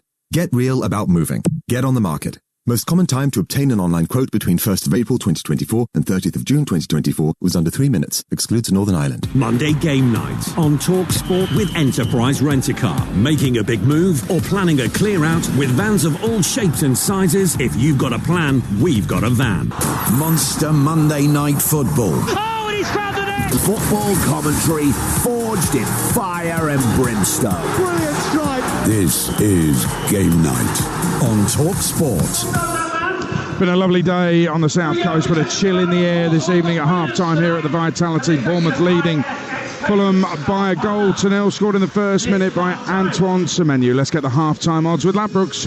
Odds update on Talksport with Ladbrokes. Get money back as a free bet up to £10 if one leg of your Football 5 Plus acca lets you down. Pre-match straight line accas only. Odds are 3-1 or greater. 18 plus gambleaware.org. And Bournemouth 1 up right now. You can get Bournemouth to win at 2-5. The draw is 3-1. A Fulham win is 8-1. Rodrigo Muniz to score next was 6-1. It's now 7-1. That's the latest odds with Ladbrokes. 18 plus. BeGambleAware.org. Odds update on Talksport with Ladbrokes. Supercharge your odds with our Odds Boost button. Selected markets applies to first £50 of stake. Terms apply. 18 plus. GambleAware.org. Now ahead of tomorrow night's huge game for Aston Villa against Paris Saint-Germain. The 3-1 down from the first leg. Unai Emery's been speaking to the media. He believes it's all still to play for despite that defeat. It depends how we are playing and facing them tomorrow. The first leg made one difference in our expectation as well, was to accept everything what happened. Always if we were with real possibilities to play one match, being our expectation close to get good result for the second leg. Of course, 2-1, 3-1 is changing something. A lot, not. Why? Because we have to win with 2-1 and we have to win with 3-1. Unai Emery with his thoughts. And listen, he's going to be positive, isn't it? But we'll be there on TalkSport from 7 tomorrow night, live from Villa Park, with the goals as they go in. And, of course, we'll keep you updated with the other Champions League quarter-final second leg. But that should be all over, because going into the second leg in Germany, Barcelona lead Dortmund by 4-0. Aston Villa, Paris Saint-Germain. Tomorrow night we'll be at Villa Park on TalkSport, and during the show tomorrow night as well we'll hear from the press conferences from Madrid ahead of Real Madrid against Arsenal on Wednesday night. Myself, Stuart Pearce, Jim Proudfoot will be out in Madrid for the second leg as Arsenal look to seal their passage into the semi-finals. They are 3-0 up from the first leg. Is it going to be a remontada? We've seen bigger first leg leads overhauled, but this is Arsenal, and they haven't conceded more than 2 goals in any game this season. At the same time, it's Real Madrid's, and it's the Bernabeu. So let's see what happens. We'll be there live on Wednesday night on TalkSport. Also on Wednesday night, Newcastle against Crystal Palace is a rearranged Premier League game. That's live and exclusive on TalkSport 2. 7:30 kickoff for that one. And then Europa League on Thursday night, Manchester United taking on Lyon in the Europa League quarter-final second leg, all square from the first leg. And Spurs game in Germany against Frankfurt, that's in the evening, same time over on TalkSport 2, and that is also all square from the first leg. And listen, this Easter, it's make or break usually in the EFL for most teams. There's a full programme of EFL games, Championship, League 1, League 2 on Good Friday and on Easter Monday as well. And what a start. Friday lunchtime, Derby Luton is the classic relegation 6-pointer. I've been speaking to Luton fans this weekend. They are saying if they lose that, it's all over for them. They cannot see them staying up. Extraordinary. Derby Luton, Friday lunchtime, and it's live and exclusive on Talksport 2. And in the afternoon, I'll be taking you around the grounds from 1 o'clock on Good Friday and on Easter Monday as well. And I don't know if you're a regular listener to the Sunday session on Talksport with Sam Matterface. It won't quite be the same this weekend because remarkably Sam Matterface taking Easter off like you do. So I'm in for Sam this Sunday, and I'll be at Leicester Liverpool Sunday afternoon. I actually love doing the show when Sam's off, so yeah, really looking forward to it. It's a full-on Easter of football for me and for Talksport on both Talksport and Talksport 2. Quick words, you mentioned Troy Deeney, Ryan Sessegnon. Heading's not his strong suit. He's a professional footballer. Should be able to head a ball into the back of the net from there, shouldn't he? He should be able to, but I do think everyone has their special talents. His is getting at people and the work rate and the qualities of he's got in his feet. Heading is a dying sport, a dying art in this sport, unfortunately, and as that ball came over, it's just his timing was a little bit out. He did head the ball. It's a free header, and he heads it straight into Kepa's arms. It's a good header then, isn't it? It's on target. It's on target. Oh, come on. I'd rather he went narrowly wide, honestly. Anyway, it's Fulham need a goal. Are they going to get one in this second half? Are they going to make changes in this second half? It's Bournemouth 1, Fulham 0. It's live and exclusive on Game Night on Talksport in the Premier League. Here's Troy Deeney and Sam Matterface. Well, it's Bournemouth who have made the first change. Ilya Zabanya was left out, hasn't managed to complete 90 minutes in any of the last 4 games before today, was left out from the start today and replaced by Senesi, is on at half-time for the same player. So it's a bit of a rejig at the back. It means that Bournemouth, who took the lead after 90 seconds of the first half, attacked the goal away to our left. The Steve Fletcher stand in black-bodied jerseys with red stripes, black shorts, and Fulham in white jerseys with black shorts attacking the goal away to our right-hand side. Arida Balaga is the goalkeeper. Smith, Zabanyi, Housen and Kirkes the back four. Cook and Adams are the two holders. Semenyo, Scott and Ouattara behind Evan Nielsen, who is a real thorn in the Fulham back line and has just seen his legs go from underneath him as he was challenged by Lukic to play on, says the referee, as Ouattara tries to feed Scott edge of the penalty area, and then it goes back to Anderson and a chance maybe for Sessegnon to break on this near side, but snuffed out by Housen, who read that perfectly, intervened and then played it infield to Kirkes, who's just dropped into a more central position, and then Adams glides the ball back towards his goalkeeper deep inside his own half. But interesting change at half-time. Senesi on a yellow card, and maybe Andoni Iraola just thinking to himself, just protect him a little bit there. Yeah, and also he was the one who lost his man for the Sessegnon header as well. So maybe just a couple of little occasions where the manager's not feeling confident, especially when they haven't kept a clean sheet in a while as well. Let's just not give Fulham any lead of trying to get a man sent off. Surprisingly, Fulham, no changes, but I would expect people out. You look to our left, they've got 5 players out warming up. So clearly Marco's giving it 5-10 minutes before he has to make changes. Coventry City have taken the lead away at Hull. An own goal from Charlie Hughes has put Coventry in front just 3 minutes into the second half at Hull City this evening. That's over on Talksport 2. By the way, if you want to download our app, you can flick between the two stations. Fulham here, Bernd Leno in goal, Castagna, Anderson, Bassi and Robinson, that team that hasn't been changed from the first half. Lukic and Sanderberg, Pereira, and here is Sessegnon, who's part of the attack with Iwobi over on the far side, gets into the penalty area, gives it to Robinson, pops it through the box, but he just sort of tried to just nudge it into an area, hoping that someone was on rushing. They weren't, and it's cleared away, raced away by Semenyo over to the far side.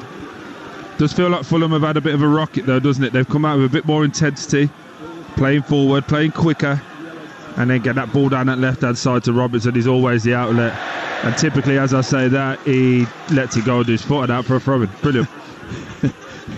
Who has played the ball rather simply there by Lukic, and then it just sort of travelled between his legs and underneath his feet, and there was a few cheers from the Bournemouth supporters over on the far side, and it goes out for a throw-in to the home team, Bournemouth, who took the lead after 90 seconds through Semenyo, and actually played with a zip and a further that I think Fulham struggled to cope with, but they did come into it as the game went on, as the first half went on, and a few of the Bournemouth supporters actually were saying to me at half-time, oh, this has got 2-1 Fulham written all over it, because they've seen their team drop so many leads over recent weeks, and it's important actually that they try to retain a little bit of confidence, build that back up again, and if they can get a 2-goal lead in this game, then maybe they'll feel a little bit more confident about hanging on it.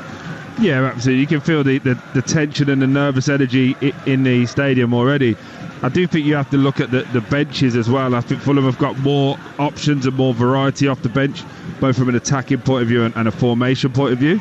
So for Bournemouth, they'll have to keep going and keep being aggressive and try and get that second goal. They can't afford to sit back, because if they have to make changes, unfortunately they haven't got the quality that Fulham have. Castagna tries to skip away from Cook, plays it back to Lukic and then on to Iwobi. Iwobi dead centre of the Bournemouth half. He's overhit the ball now towards Robinson. And here's an issue, because it looks as if Evan Nilsson has just picked up an issue off the ball. He's holding the top of his right shoulder, and I don't know whether or not he's had a collision with Castagna or Anderson, but he has gone down clutching that right shoulder, the Brazilian forward, and immediately the medical staff come running onto the pitch to give him some attention. Yeah, just looking at him here on the TV monitor, it looks like he's maybe landed funny on the top of the shoulder. It's not dislocated, which is obviously a good one, but there's no real grimace in his face as it's being manipulated by the physio. So hopefully, Justy, he'll be up in a few seconds and back to business. Okay, well, the ball is out on the far side. He's just coming over to the near touchline, having got a whack on that shoulder. You wouldn't have been surprised, actually, if Fulham had played the Boomtown Rats in the dressing room at half-time. I don't even know what that is. What is that? It's a band from the early 80s. They're not your bag, no? Bob Geldof. Considering that I was born in 88, Sam, that's probably the wrong person. No, you listen to music, right, though? It's a famous song, the Boomtown Rats, I Don't Like Mondays. You've heard that? You must have done. No, but I'm going to take your word for it, and the fact that Adrian Duran to my left is pulling faces, I will maybe listen to it on the way home. Yes, I think you should, actually. Okay. I think it'd be right up your Strasse. Fulham have won 3 of their last 21 Premier League away games played on a Monday. I won't be too happy if they continue that trend this evening. Ball sent back by Bassi all the way to the edge of the 18-yard box as we get back underway here. Evan Nilsson preparing to come back on, having taken some painkillers, I think, there on the touchline. Every player's best friend, those painkillers. Across to Calvin Bassi, into Iwobi. Back infield it goes to the centre circle, and Berger. Berger looks up, he's got room to run into. Waits, takes a couple of steps and plays a dreadful ball out towards this near side, way in front of Castagna. Radar's a little bit off for Sander Berger tonight. Yeah, he's having a poor game, taking too many touches. That was a simple 10-yard pass, and he's fired it between Castagna and Sessegnon straight. It's one of those ones where if you were trying to hit it in the worst place possible, you could never do it, and somehow he managed to do it. And he just feels that until Fulham get hold of that midfield, the two City midfielders get on the ball and dictate it, they're going to be in for a long night. Looks to me as if Milos Kerkez had committed a foul throw on this near touchline, but the ball barely went anywhere near his head, let alone behind it. Here is Lukic running a bit too much speed and lost his feet. It looked as if he was going to career into Zabani. Got away with it. Zabani's got it back again, just short of the halfway line, right at the centre circle. Run into a bit of a cul-de-sac. Had to go back to Adam Smith, who shuffles it back to his goalkeeper in Kepa Arrizabalaga, who on loan from Chelsea has had a reasonably good season. It'll be interesting to see where he ends up. He has made the odd mistake, and when he has made a mistake, it's tended to be a costly one. Always the way with goalkeepers. Dango Ouattara sends it clear down the left-hand side. Then wins it off Sessegnon and aggressively runs forward. He's got space on the far side for Semenyo, and he shapes the ball into his path. Semenyo now trying to take on Iwobi. Comes on the inside, then goes on the outside. He's got support arriving in Smith. Gets it back Semenyo. Then in turn turns it into Tyler Adams' path, and they just slow the attack here a little bit, Bournemouth, just to keep hold of possession, to make sure that they've got the options when necessary. Evan Nilsson back on, receives it, but was coming back from an offside position, and a free kick given to Fulham, and the Bournemouth attack is frittered away. 1-0 to Bournemouth. Very frustrating for The Bournemouth manager is down in front of us to our left-hand side there. He's looking at his team, and Iraiola's asking his players to go from the right-hand side from Semenyo out to this left-hand side, but they went back into the same avenue, and unfortunately Evan Nilsson was offside. But Bournemouth starting this second half a lot better than I thought they would. I'd expected more from Fulham, but it's been more of the same, and this Fulham fan base, as you can hear, trying to just get some life and some energy into it. But as Anthony Robinson's got the ball on this left-hand side, look, there's no options for him to throw it to. The two midfielders stood behind, getting marked, not trying to move and get on the ball. It's a real problem for Fulham moving forward. Here's Bassi from the throw-in, which was taken deep inside Bournemouth territory. Tossed back to Bassi, then Anderson, and then Anderson's ball forward is a poor one. He's given it straight to Kirkes, who races up the field to the halfway line, and Bournemouth are now on the attack. And Ndongo Ouattara, just tight from the touchline, plays a good ball into Scott, edge of the area, takes it well, went to pull the trigger, and then was challenged by Anderson. As a result of that, he couldn't get a decent effort on goal. It went behind and out for a goal kick. And he's gone down, Scott, having been engaged by Anderson. And referee Michael Oliver just checking on that. I think they're going to make a couple of changes here. Raul Jimenez and Tom Kearney coming back from warming up away to our left-hand side. They might be the changes. Yeah, I'd expect it to be, obviously, Muniz up top, like for like. He's offered very little in terms of the threat running in behind it. They must need that to back this Bournemouth team off. Oh, they've given the ball away again, and Adams has picked it up and been played in by Cook. He's looked to get it through. He's got it back to the left, and now Ouattara, left side of the area, sits the defender down. Low shot in towards the near post. It's hit by Adams, who hits the outside of the upright, and it's cleared away. And it's another hitting of the frame of the goal by this Bournemouth attack. How many goals would they have if they've even converted half of those chances that have hit the woodwork this season? Leno might have got something on it, but I think the frame of the goal also helped. Here is Lukic at the other end for Fulham, who trail here by goal to nil. Anthony Robinson down the outside, pulls it back to the edge of the area. Now it's with Sander Berger. Everybody in black and red jerseys getting behind the ball and plugging all the gaps. And as the ball comes in from Iwobi, it just dribbles off the toes of Lukic and deflects behind and out for a goal kick away to our right. And you're listening to Bournemouth 1, Fulham 0 on Talksport with Sky Sports. And don't forget, you can stream the biggest Premier League games available with no contract on now, like Bournemouth versus Fulham live right now. Search Now Sports. Just watching the replay of that chance there, Sam. As he gets cut back, it's a wonderful hit from Tyler Adams. It's an unbelievable save with his feet from Leno. Gets real good purchase on it as well. Gets it out of the danger area. But Fulham got 3 subs down to our left-hand side, ready to come on.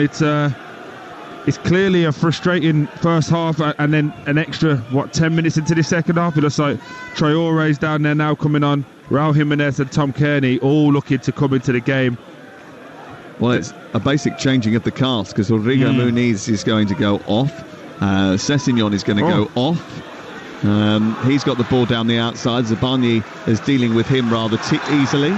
And the other change is going to be Sander Berg, who I don't think we're too surprised about. He's going to be replaced by Tom Kearney. So it's going to be big changes for Fulham as they try to drag themselves back into this game in the second half. What difference do you think they will make, Troy? I think with the obvious one with Sessegnon and Traore, real pace, power, directness. Listen, Adama's pace is known for everyone. It's that end result. Can he have that bit of quality at the end? Sessegnon has had a game where he's flitted in and out. Munoz has done nothing as a striker. It's really disappointed. But I think when you look now at Berg, sorry, I've got to tell the viewers this, the listeners this. They've just let it be known that they're making changes.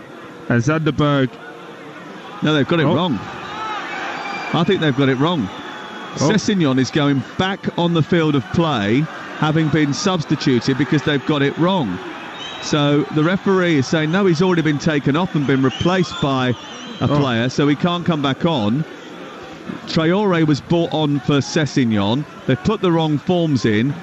Marco Silva's gone and got Sessegnon out of the dugout and thrown him back on the pitch. Wow. And now they're saying, no, you can't come back on. Marco Silva's going absolutely balmy. Someone's made a mistake, whether that's the fourth official, who is Tim Robinson, or whether it is one of the assistants. But Marco Silva physically picked up Sessegnon and put him back on the pitch. You were about to tell a story where Sander Berge wasn't even paying attention when his number was read out by the tannoy here. He didn't even know what was going on, and then he realised, he's like, oh, right, okay, I better get off the pitch here. No, so what's happened there, where the frustration's gone, is because they've done all of the changes and the numbers wrong, so that the fourth official's putting up 16 for 8, but it's 16 for 10, and then telling Tom Kearney he can't come on because the number's wrong, even though he's got the number wrong and he's put it up there.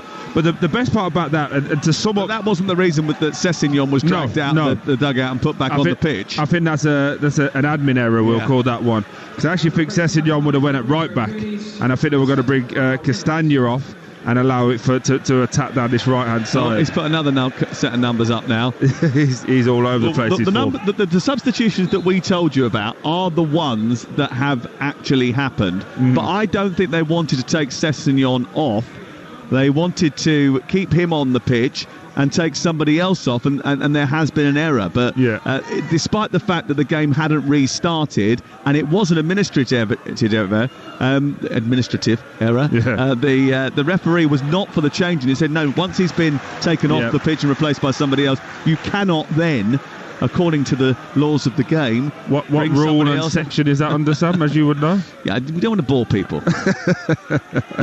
But I just think to sum up where Sander Berge is at as a player today, his number's gone up and he's looking around for who number 16 is, and it's him. And it just sums up where he's been at all day, away with the Fairies and not been at this game one bit. The fact that he's lasted this long is remarkable, and he will not want to see the highlights or the clips on this one, as I'm sure Marco will definitely be showing him tomorrow morning. Whoever it was who put the wrong number into the fourth official won't want the Marco meltdown either. There was a challenge on the halfway line on Lukic. The referee has allowed play on, picked up by Kearney for Fulham as they look to try and craft a way back into the game. The good news for Fulham, actually, is despite all the sort of mishaps and pitfalls that they've had this evening, is that we've played 60 minutes. It's just 1-0 to Bournemouth. Yeah. And there's every chance that they can still get something from this game. And the difference now, sorry to interrupt you, Sam, what they have is they have players on who should be seeing it from the side, that if they play forward, they could be in, although Traore just gave it away with no real need to. Yeah, and he's given it straight to Alex Scott, who has picked it up and taken it over towards the far side. And then Smith has turned it back into Zabarnyi. I mean, interestingly, I wonder just how frustrated Marco Silva is going to be about that Sessegnon substitution, because he clearly didn't want to take it. There would have been no harm, actually, in the referee turning around and saying, OK, if someone's made a mistake, we can change it. Would Andoni Iraola have kicked off about that? Yeah, he definitely would have. But I think bigger than that as well, it just shows now the importance of players coming off at the halfway line. Because what happened with Sessegnon is, as soon as he saw his number, he just walked straight off the pitch to the left-hand side. And if he would have walked to the halfway line, the manager would have been able to go, actually, wait, that's a mistake, let's fix it. So I do believe that's a part of it. The bigger thing and the frustration as a manager looking on, he's got Tom Kearney and Traore. He wants them to play forward. They both times they've both got the ball, they've played it backwards. Ball sent in towards the near post, and it goes over the top of the crossbar and out for a goal kick away to our left-hand side from a deep free kick. There's a little flick on from Evan Nilsson that went behind. Who's responsible for it? Because the cameras keep focusing in on Gonzalo José Goncalves and Gonzalo Pedro, who is the fitness coach. Yeah. Those two sitting next to each other. Here is Huatara, away by Castagna. Bournemouth have got it back again down the left-hand side, collected by Ouattara, onto Kirkes, who's got inside Castagna, and Castagna's had to come back and knife the ball out for a corner away to our left-hand side. He just about got there. Really good play from Kirkes again, though. He does that wonderful underlapping run there that we used to see in Eights do in the midfield, trying to get in between the right back and the centre back, but he does it from left back. Normally you see an overlapping fullback, but he cuts in on the inside really, really well. Tavernier is about to come on. He's going to replace Evan Nilsson, actually, for the rest of the game, which I think might be a bit of a surprise. A deep ball from the corner kick towards the far post, headed away by Castagna. It's picked up on the near side by Kearney. Clearance wasn't great. One back by Cook. Cook now halfway inside opposition territory, turns it back to Housen, who leaves it. Smith then shuffles it all the way back to Kepa Arrizabalaga. And Bournemouth are in possession again. A high ball out towards the far side, the right. Headed away by Bassi. Brutishly got up there and thundered the ball out of play for a throw-in on the halfway line. Calvin Bassi. He and Anderson have started together 20 times in the last 28 Premier League matches. He is a Nigerian international, Calvin Bassi. And Joachim Anderson, who plays alongside him, has come up with some brilliant bits of distribution over the course of the last few weeks, even if he's occasionally a little bit more wobbly in a Fulham shirt than a Palace shirt. I think that's maybe to do with the personnel around him, though. Here is Adama Traore with a cross into the box. Zabarnyi forced to try and chest the ball away. Comes out on the edge of the area as far as Kearney, and then back to the left, and Iwobi with a teasing cross, which Housen managed to watch and head the ball clear from the edge of the 6-yard box. He sort of watched it all the way, kept his eyes on it, and then managed to nudge that out to the far side and out for a Fulham throw. Here's a change. It's going to be Tavernier who comes on, Alex Scott who comes off. So somebody else has done an admin error again. Crikey. To be fair, so we're just watching down, and Iraola had turned back round and asked for it to be changed. He asked his slip back, did he? Yeah, because when Calvin Bassi did the header out, that's when they were going to make it. He's pulled it back in. So I was just thinking, if they take Evan Nielsen off, they don't have a natural striker there to go in. So maybe now just putting Tavernier in that 10 position, I think maybe he'll go on to the right, and then Semenyo going as that 10 and create more problems, allow him to run from all different angles. Oh, it's good to see Marcus Tavernier back. He's been struggling with a bit of an ankle injury recently. Here is Iwobi trying to attack down the left-hand side, blocked by Smith. The ball goes out of play. Alex Scott getting a round of applause from the Bournemouth fans that are around us. The Fulham fans are trying to urge their team forward, knowing that this could be an important result. They usually do quite well against teams that are in the top half of the table. Fulham, they've got a brilliant win rate against teams in that zone. Here is Traore, back to Castagna. Castagna trying to turn it infield into the path of Tom Kearney. Kearney out towards the right-hand side. Adama Traore now looking to try and take on Ouattara. Look at Ouattara getting back to help him out, but he's beaten him and he's got beyond him, and he produces a cross into the box, and Jimenez didn't get anywhere near it. I think he was just edged off by Zabarnyi, but it was a brilliant run and cross from Adama Traore, who was faced up by two Cherries jerseys and went beyond both of them, got to the byline, produced a stunning cross. I've been there, so when Traore kicks and runs, you're praying and hoping that he kicks it out of play, because he's so quick. The one thing I've noticed already is that he's had two crosses, both of them have been put into really good areas. Normally that final end part of his game, that last decision-making process, isn't his strongest suit, but at this moment in time, if I'm Fulham, just keep feeding him the ball, because he's getting more problems. Iwobi, after the Jimenez flick on, starts to move into the number 10 position, leaves Tyler Adams on his backside, then gets a shot towards the far corner. It's a brilliant save up to his right by Arida Balaga, who reacted superbly to stop the equaliser from Iwobi. A lovely little dance on the edge of the penalty area. The flick on midway inside the Bournemouth half from Jimenez set him away, and then he pulled the ball inside, then out, and with a right-footed shot, arced the ball towards the corner. Good save by Kepa. Really good save again. Jimenez having an impact, just wins a flick on, nothing that Muniz did all game. Drops to... Here's the corner, which is punched away by Arida Balaga, about towards the far side, and Pereira's going to recycle it again. It's a deep one. Arida Balaga comes and catches.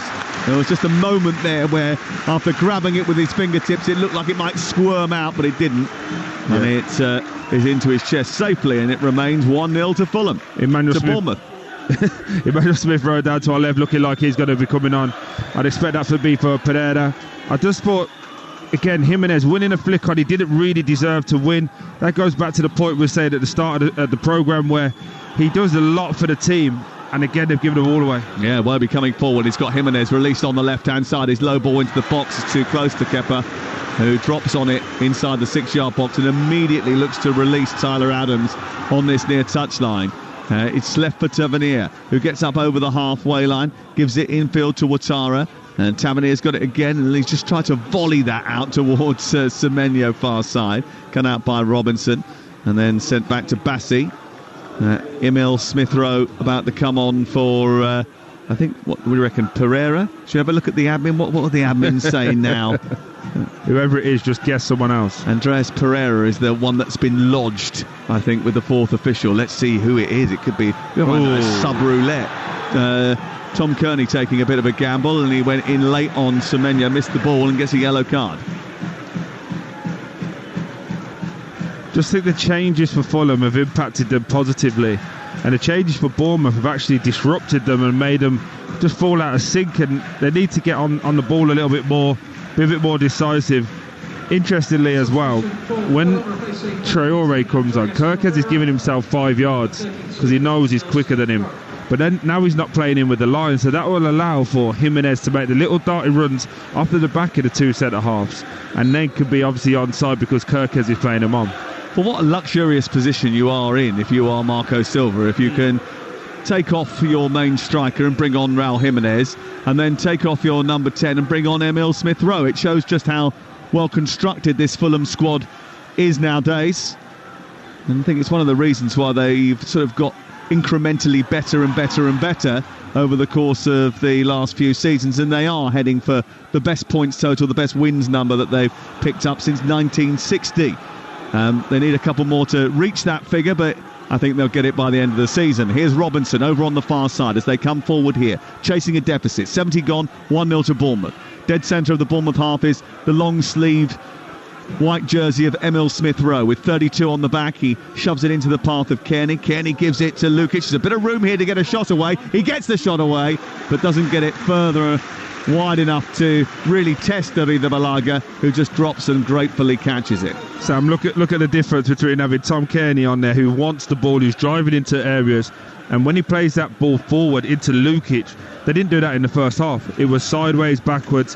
Now they're inviting pressure just with the ball and making Bournemouth be really nervous. Add Emile Smith-Rowe into that and the Traore on the right-hand side, and it's just going to cause more and more problems. So you'd expect Fulham to get more creative as this game goes on. Yep, well, there's only 20 minutes to go, but Marco Silva has made the most impactful substitutes all season. It started against Brentford with Harry Wilson. It's continued. Fulham have had the most goals by subs in the Premier League this season going into this weekend. There were a couple of changes to that over the weekend, with Aston Villa racking up some numbers, but they are very productive off the bench. Here's Robinson over the top from Iwobi, trying to skip back inside when he should have crossed it. It comes to Kearney instead. Kearney trying to get it across to Lukic. Lukic looking for a way out, but he's being harassed by Tavernier. There is space for Iwobi wide on the left-hand side. He moves into the box. Right foot, it's behind Lukic, though, when he plays it to him, and Tavernier will intervene and take it away to relative safety, although Castagna is trying to get Ouattara off the ball, and the referee says play on, and Emma Nilsson dives in. It comes out to the near touchline, and Kirkes gets it forward. Here is Traore, near touchline. Smith-Rowe. There's a little bit more intensity about Fulham now. Yeah, too many flicks and tricks for Bournemouth as well, when they need to just look after the ball and have a little bit more character on the ball. But even the nerves now of having that 1-0 lead is started to show for this very good Bournemouth team. A lot of back heels, a lot of flicks, and just giving the ball straight back to Fulham cheaply. And you know what that means, by the way? With the nerves setting in for Bournemouth, you go back to all those games recently where they've had the advantage, look like they're heading for 3 points, and then end up throwing them away. Here's Adama Traore bullying his way into the middle of the park, and he's still running here, and he's shoved it out beautifully to Robinson. Robinson left side looking for Emile Smith-Rowe, away by Housen. Offside flag is up. It's going to be a free kick, but that's the impact that these substitutes have made. Beautiful run by Traore from right side right all the way through the middle of the pitch, diagonally into the centre, causing problems for the Bournemouth defence. And as Kepa Arrizabalaga goes down and says he needs a little bit of treatment, there is a delay to the game, maybe just to take a little bit of the pressure off. And far be it for me to suggest that cynically Kepa will be okay in a couple of moments. Absolutely, that's one of them smart ones that have been spoken about before for the team, that when they're in trouble, the keeper just goes down. It'll probably be his ankle that's hurting or something, knowing for a while that it just takes all the sting out of the game, because it's into Fulham's hands at this moment. The pendulum is firmly in their side of the swing, and we just have to say now, can they hold on? Can they hold on? Well, let's have a look at the odds, because it's currently Bournemouth 1, Fulham 0. The latest odds are given to us by Ladbrokes, where right now you can get a Bournemouth victory at 7-2 on. Fulham to come back and win is 14-1. The draw is 10-3, just over 3-1. That's all thanks to Ladbrokes 18+. Be gamble aware. This is Talksport, and Kepa Arrizabalaga just stretching out the back of that calf up against the post away to our right-hand side. Just now skipping away through the 6-yard box as we get back underway here with about 18 minutes to go plus added time. Well, at their very best, what they've done brilliantly, Bournemouth, is protect Kepa really well. They've taken their eye off the ball recently, and that has led to sort of their downfall, really. No clean sheet since the start of February, which is why I think that restaurant boldly said everyone can have 50% off if he keeps one. But they are a hard grafting team, and they've been brilliant at restricting teams' chances, and they've done that really today. The set-piece defending has been a little bit off over the last few weeks, but they don't concede many goals from open play. Here is Iwobi down the left, combining with Robinson. Robinson for Fulham now gets to the edge of the area. Kearney with a lovely cross, and Traore was trying to get in behind Kirkes, and Kirkes got something on that, but I think it was a final touch from the Spaniard. And Traore puts it behind and away for a goal kick away to our right, but Kearney again pulling the strings. The intensity in which they're moving the ball now is so much more deliberate, isn't it? Just feel that if they can just get it a little bit better, Fulham, that little bit of quality towards the end, that they will go on to win this game. I really don't want to put too much pressure on Bournemouth, but it feels like one goal for Fulham now will lead to 2 and 3. Well, Wednesday night, Real Madrid against Arsenal is our focus. Newcastle against Crystal Palace at the same time. On Thursday night, 2 games from the Europa League, absolutely key, by the way. Manchester United, Lyon, Frankfurt against Tottenham, and then on Friday we've got an absolute mammoth Good Friday. It's not a Good Friday, it's a great Friday. We've got Derby Luton, we've got Game Day Live taking you around the grounds with Adrian and the team. Coventry West Brom, Sheffield United Cardiff, Oxford versus Leeds. I think it might well be a significant weekend. Easter usually is. Here's Robinson getting high up on the left-hand side for Fulham. Claims of handball were dismissed as he moves into the box now. He guides it back to the edge of the area. Kearney with a volley. He just didn't get enough power behind it to really cause Arrizabalaga a problem. And actually, when you look at the stats for this game, you'll notice that in the second half they've had a lot more shots on target, Fulham, but not enough of them have really had Arrizabalaga at full stretch, and that was another example of that. No, they keep shooting just directly at him. I think they're focusing so much on hitting the target as opposed to going with a deliberate action to score, but they are certainly causing so much problems. Well, the ball's gone out on this near side, and the assistant on this near touchline did not flag for a foul, which Kirkes was asking for when he collided with Traore. But Traore, I think, was so sort of confused by the fact that it hadn't been given and thought that it was a dive and was telling the referee and the assistant that he forgot that the ball could still be kept in, and he allowed it to run out of play. I do also think as well, though, in those moments, we've got to book players. They're just diving to just try and con the referee. Just book them. It will stop it altogether. Here is Lukic moving down the advanced right position, getting towards the edge of the area and shifting it onto Adama Traore. Everybody apart from Evan Nilsson back behind the ball for the Cherries, who are hoping to hold on for a precious victory here. It's guided back towards halfway. Lukic looking to feed it into Emil Smith-Rowe, who's made an intelligent run, gets to the byline, pulls it back inside the box away by Housen, going to drop on the edge of the area. Castagna allows it to bounce. Kearney can't get it under control. Jimenez neither, and away by Semenyo to halfway. And then Anderson should get there ahead of Evan Nilsson, who's charging down, and it goes all the way back to Bernd Leno in the Fulham goal. Over away to our left-hand side. I forgot that there was another goal at that end of the field. All the action has been down towards our right in the last few moments. Really resolute for Bournemouth, though, but again, sound like a broken record, but Fulham are knocking at the door now, moving it with more intensity. Yeah, they are. And here is Iwobi into Smith-Rowe. He just laid it off for Lukic, but maybe just a bit of a heavy touch, and that took him wide. He couldn't get it under control, and Bournemouth, who are rocking a little bit, get it back to Arrizabalaga, and it will be cleared away by the Spanish goalkeeper. 13 minutes to go, and Fulham will have to be wary of the strong finishes that Bournemouth create. No team has scored more goals after 75 minutes or more than Bournemouth, and no more than Bournemouth in stoppage time as well. Second on that list, though, Fulham. That little chance there from Emil Smith-Rowe, for me, is where his game's at the moment. He's trying to set a perfectly touch there for Lukic to run onto.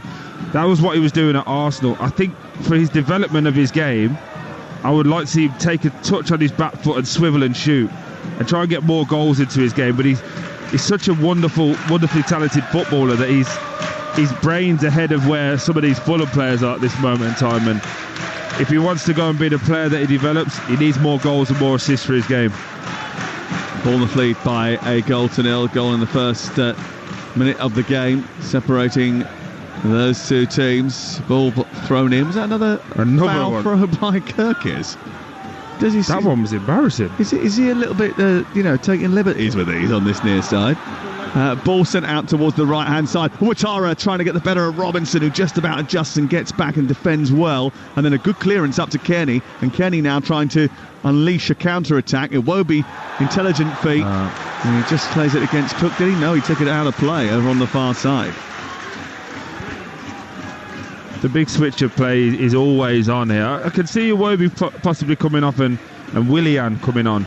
Just had a little bit more quality, a little bit more guile.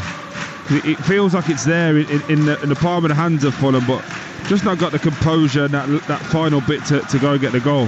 Yep, well, they're coming forward again with 11 minutes to go.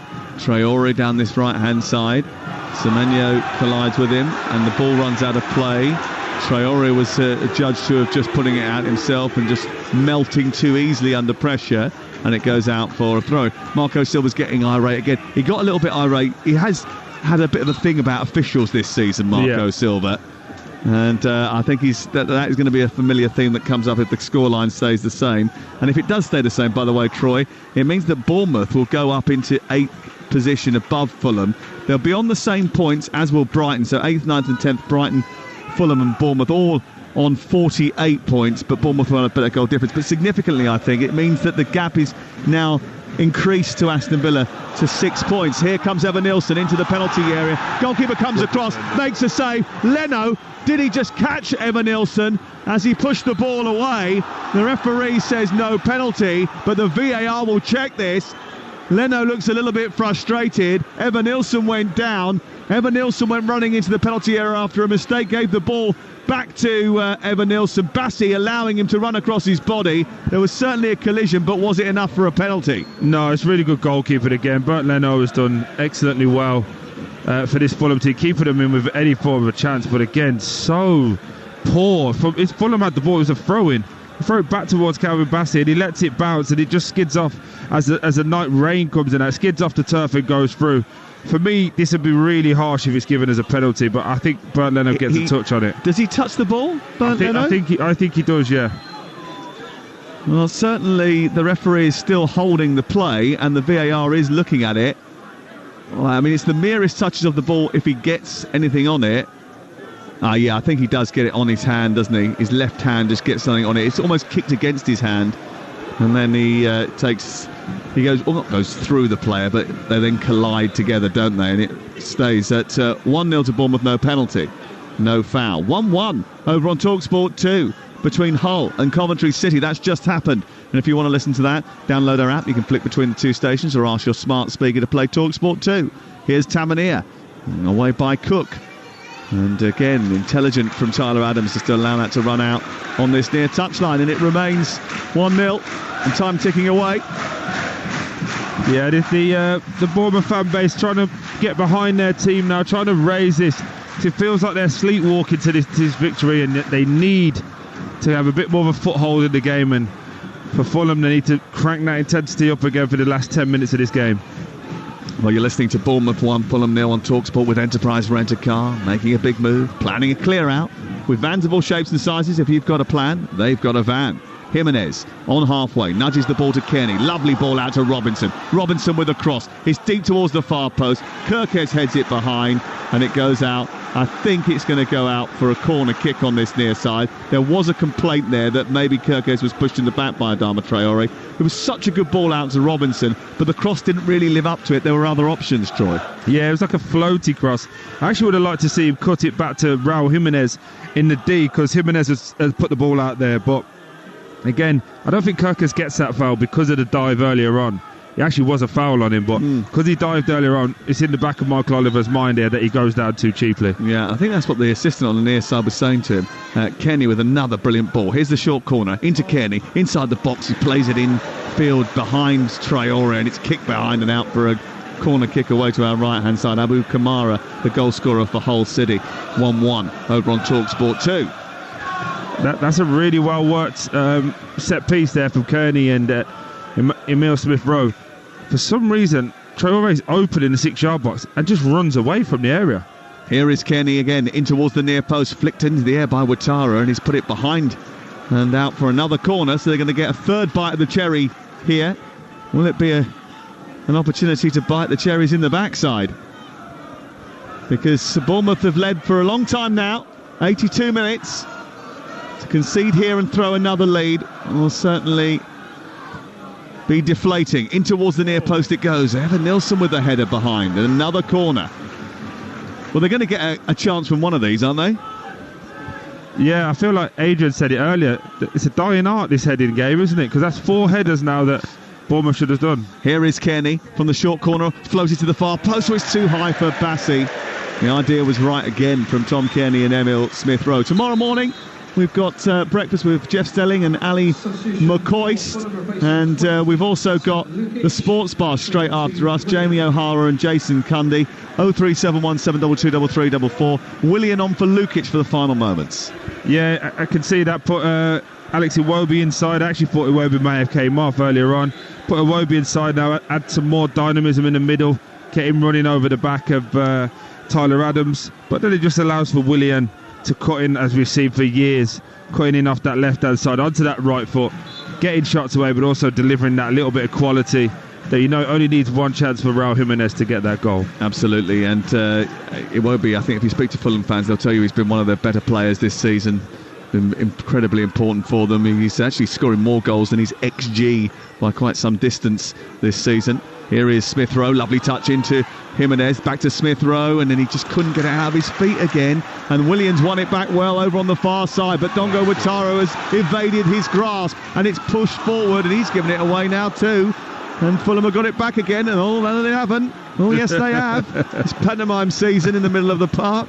Here is Iwobi, trying to put a bit of poise onto proceedings. He takes it on the halfway line and fends the ball back into the path of Smith-Rowe's touch. Actually almost causes him a problem, but Anderson goes past Adams. It's going to be a free kick. There's a little bit of nastiness between the two. Anderson bounces up, has a word with Adams. Free kick has been given. Referee says no, you've got to come back again. Traore doesn't know what's going on, so he's running down a cul-de-sac. The referee wants to book Tyler Adams, so we'll go back and take the free kick again, I think. It's a good foul from Tyler Adams there.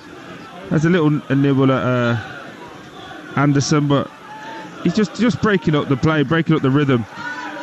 And again, as you can hear these big cheers, you've just dropped your head, mate. It's so poor from Fulham. Well, it's Anderson, isn't it? Bringing the ball out of defence, usually a very good distributor of the football. He's just played it just too earnestly, and it's gone straight out of play. I'm just trying to think, if you put yourself into Marco Silva's head, his changes have done well. They haven't really not been in the game, but I don't think he'll have a game this season where there's been this many individual errors. Passing the ball out of play, you name it, it's been frightening. Well, they've had 57% of the ball. They've had 12 shots, exactly the same number as Bournemouth. They've had 7 of those on target compared to Bournemouth's 3, which shows you that they have had good quality opportunities, but they haven't done enough to test the goalkeeper. And actually, their shots haven't been of a high enough quality, because if you look at their XG, it's lower than Bournemouth. Bournemouth only had 3 shots on target in the game. But again, there, look, the ball breaks to Alex Iwobi. Wonderful first touch, trying to get Fulham on the counter-attack, and he passes it straight to Ouattara again. It's just... I think in terms of individual mistakes, I don't think I've seen Fulham do this bad in a number of years. It's actually quite shocking, to be honest. Williams skipping the ball forward to Kearney. Kearney helping it back through. Jimenez is there. It comes off Housen and goes out for a corner. Excellent move. Kearney with a deft touch after Williams' cute ball round the corner into the inside left channel. He hooked it back from the byline. Jimenez was arriving, and Housen did enough to put him off and put it out for a corner. Yeah, really good defending. But again, William with that bit of quality. Kearney there taking care with the touch.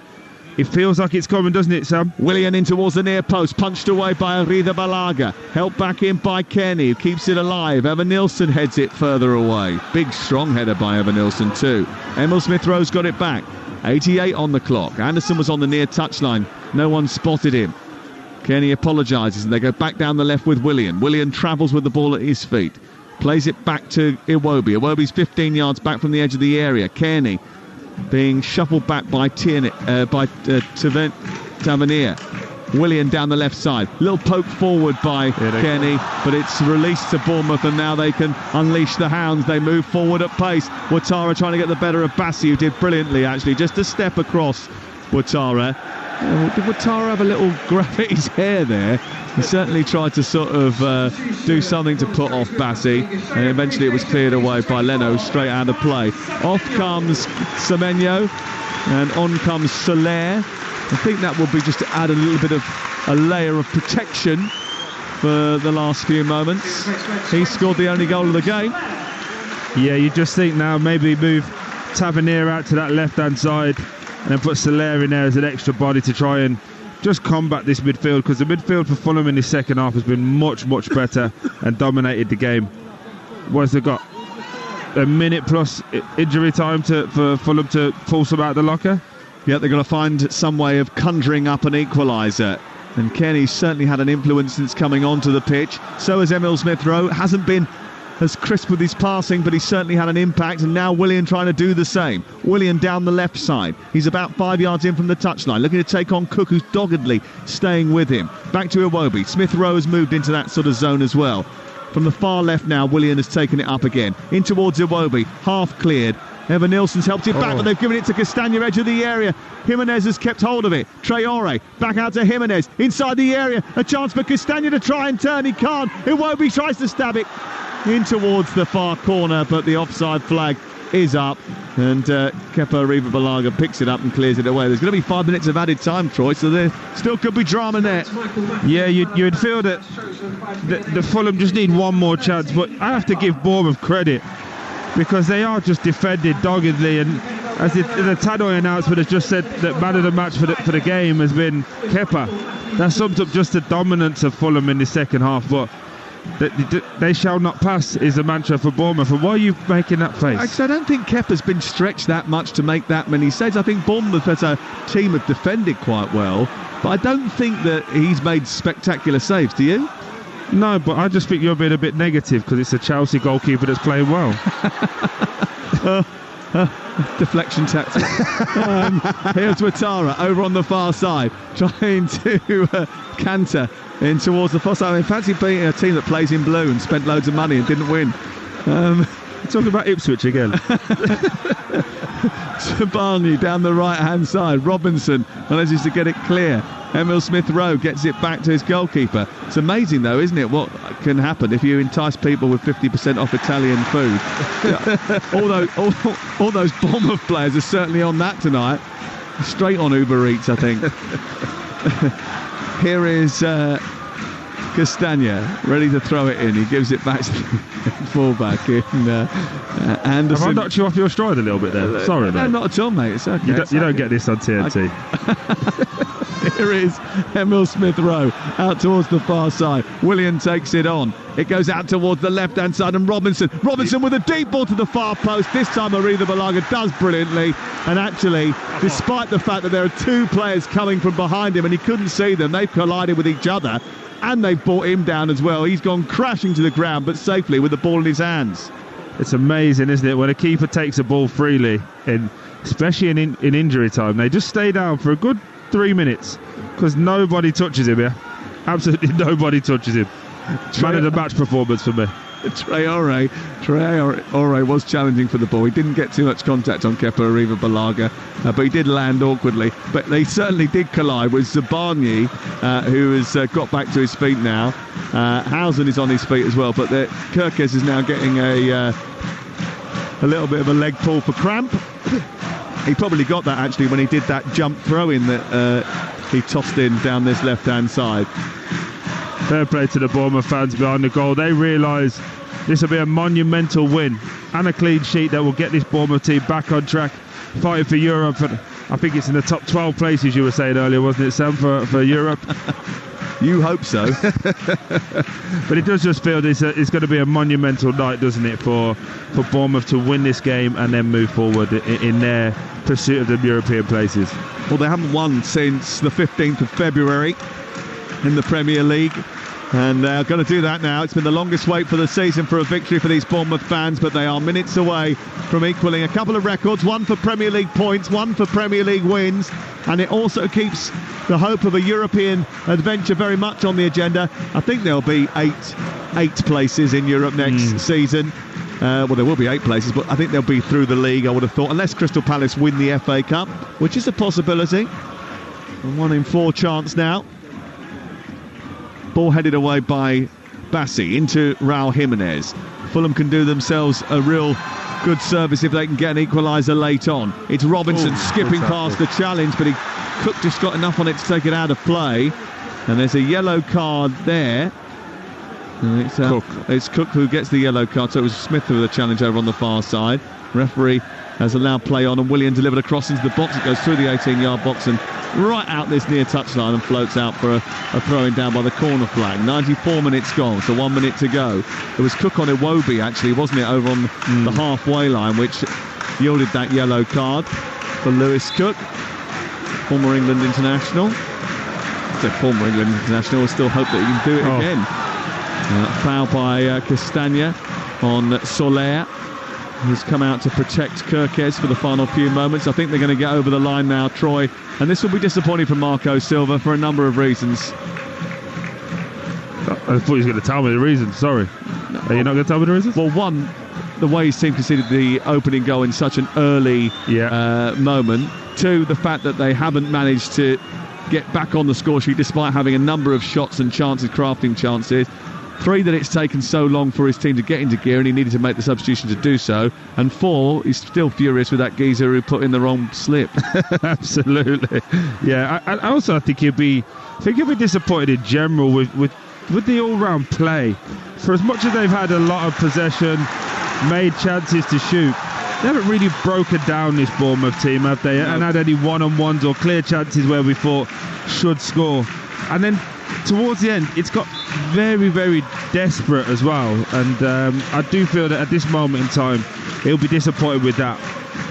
Yeah, they lacked ideas, haven't they, towards the end of the game? There's not been enough invention in their play. Then there's a lot of ball players out there, but they haven't crafted a proper opportunity for Raul Jimenez since he's been on the pitch.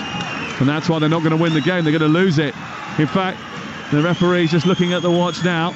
Will notice that we've gone over our 5 minutes of added time.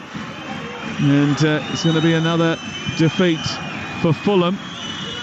We've alternated between wins and defeats in the last 8 games. Ball cleared away by Kirkes, into the air. Kearney forward. Housen will clear this. He just smashes it upfield. Evanilson will chase it. Anderson goes across. Evanilson is such a nuisance. And Anderson gets there, turns it round. He wants to release it forward. He's got to get it up the pitch quickly. This is going to be the last Fulham attack. Kearney, very deep inside his own half, sprays it to Iwobi, who carries the ball up over the halfway line, into the midpoint of the Bournemouth half. Out wide it goes to Robinson. They've got to get it into the area here if they're going to do some damage. Iwobi floats it into the box. Jimenez gets up with a challenge, and then Kirkes stops it from going for a corner. It goes out for a throw. One last throw. Castagna will take it into Traore, back to Castagna, out for Soler, another throw. They want the referee to blow his whistle. He hasn't done so yet. Castagna into Kearney. Oh, he's put it straight out of play. They rushed it. They were desperate to get it in. They knew time was running out, and it's gone out and away for a Bournemouth throw. Dean Housen turns round to Michael Oliver and says, "You need to blow your whistle." He says to him, "Hold on, I'll decide when we blow the whistle."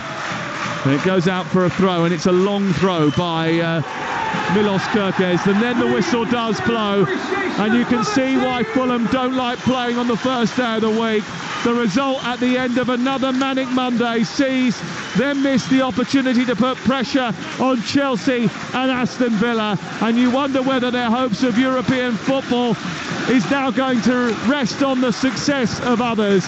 Bournemouth end their winless run as they aim to finish the season on a high. They equal the club's best ever points total set 6 years ago, and the carrot of European adventure is still being dangled all right. Bournemouth 1, Fulham 0. Thoughts and prayers with Sam Matterface, who's got to go and interview Marco Silva right now. He is still standing motionless on the touchline, virtually on the halfway line, scowling. He is fuming, Marco Silva.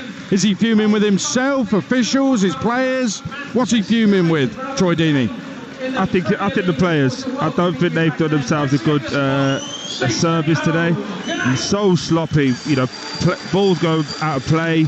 Just summed up right at the end there with Kearney, one of their most technically gifted players. The ball gets thrown into him, he just passes it straight back out of play. There's just no real composure there. So be interested to hear what Marco says to Sam, because I think he'll be a bit spiky, and we know that Sam can annoy people. Just ask Ange Postecoglou. So we'd like for him to be quite nice to Marco, but I think you'll get a lot of these same kind of frustrations being coming out, because they didn't lose this game to Bournemouth because Bournemouth were just so much better, because Fulham weren't at the races for 60 minutes. He's still standing there. He literally hasn't moved. He turned around, shook hands with Andoni Iraola, and shook hands with a couple of his own staff, and he's standing there. And I'd be too frightened to go in the dressing room. Never mind interview him afterwards. Please don't ask him the wrong question, Sam. No handshake for the officials as they went by.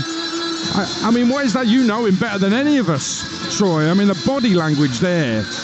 I mean, it feels like he's sensing it's the end of their season. No, obviously it's a big chance missed. But like I say, he'll be watching his players now. How are they reacting? What are they doing? Who's the leaders? Who's the one getting around it? And I think he's genuinely shell-shocked at the level of performance that was put in, because this is a very good Fulham team. But when you don't deliver like that, it's just not good enough. And he's not one to apologise. I don't expect him to come and tell Sam sorry to Fulham fans, but he will certainly be looking at his players going, hold on, I've got probably the best talented team I've had from top to bottom since I've been at Fulham, and that's the level of performance we put in. So he'll be questioning himself a lot at this moment in time. Well, he's kind of hand-slapping, hand-shaking all of the Fulham players as they go past him. So I don't think that gives anything away. It doesn't really tell you what he's going to say to them in the dressing room. Listen, Bournemouth have won it with a goal early on in the game. Fulham, I don't think I've seen a side dominate so much. Bournemouth seemed to almost allow them to dominate because they knew Fulham weren't going to score. It was a weird second half, wasn't it? Absolutely. And I do think the changes for Fulham were better, and it gave them a level of confidence, but it just had a bit of quality to go and break down the defence that they missed today. And then from Bournemouth's point of view, really comfortable. They need that clean sheet. They haven't had it in a long time, as Sam was saying on comms. So much so that they're offering 50% off around here for Italian food. So really good for Bournemouth. They handled it really well, and now they will go and try and build and end this season really well to end up in Europe. Breaking news, Marco Silva has moved. He's gone down the tunnel now, so fair play to him. Time now for us to pick our man of the match with Enterprise Rent-A-Car. Man of the match on Talksport with Enterprise Rent-A-Car. Whether you're on holiday, at home or away this summer, Enterprise has locations all over Europe and a vehicle that's just right for you. I'm intrigued by this. Who's getting it? Well, in stadium was Kepa, and as you know, Mr. Matterface to my right was scoffing at that situation. I was going to give it to Semenyo for the goal with a bit of quality in the game. I'm actually going to give it to Tyler Adams. I thought he was the best player on the pitch. Covered every blade of grass. Is the reason that Bournemouth went on to win this with his aggressiveness in the tackle. And I just thought he was a nuisance throughout the whole game. Did all of the ugly stuff really well. So the man of the match for me is Tyler Adams. Troy, thank you very much for that. That was our man of the match from today's game with Enterprise Rent-A-Car.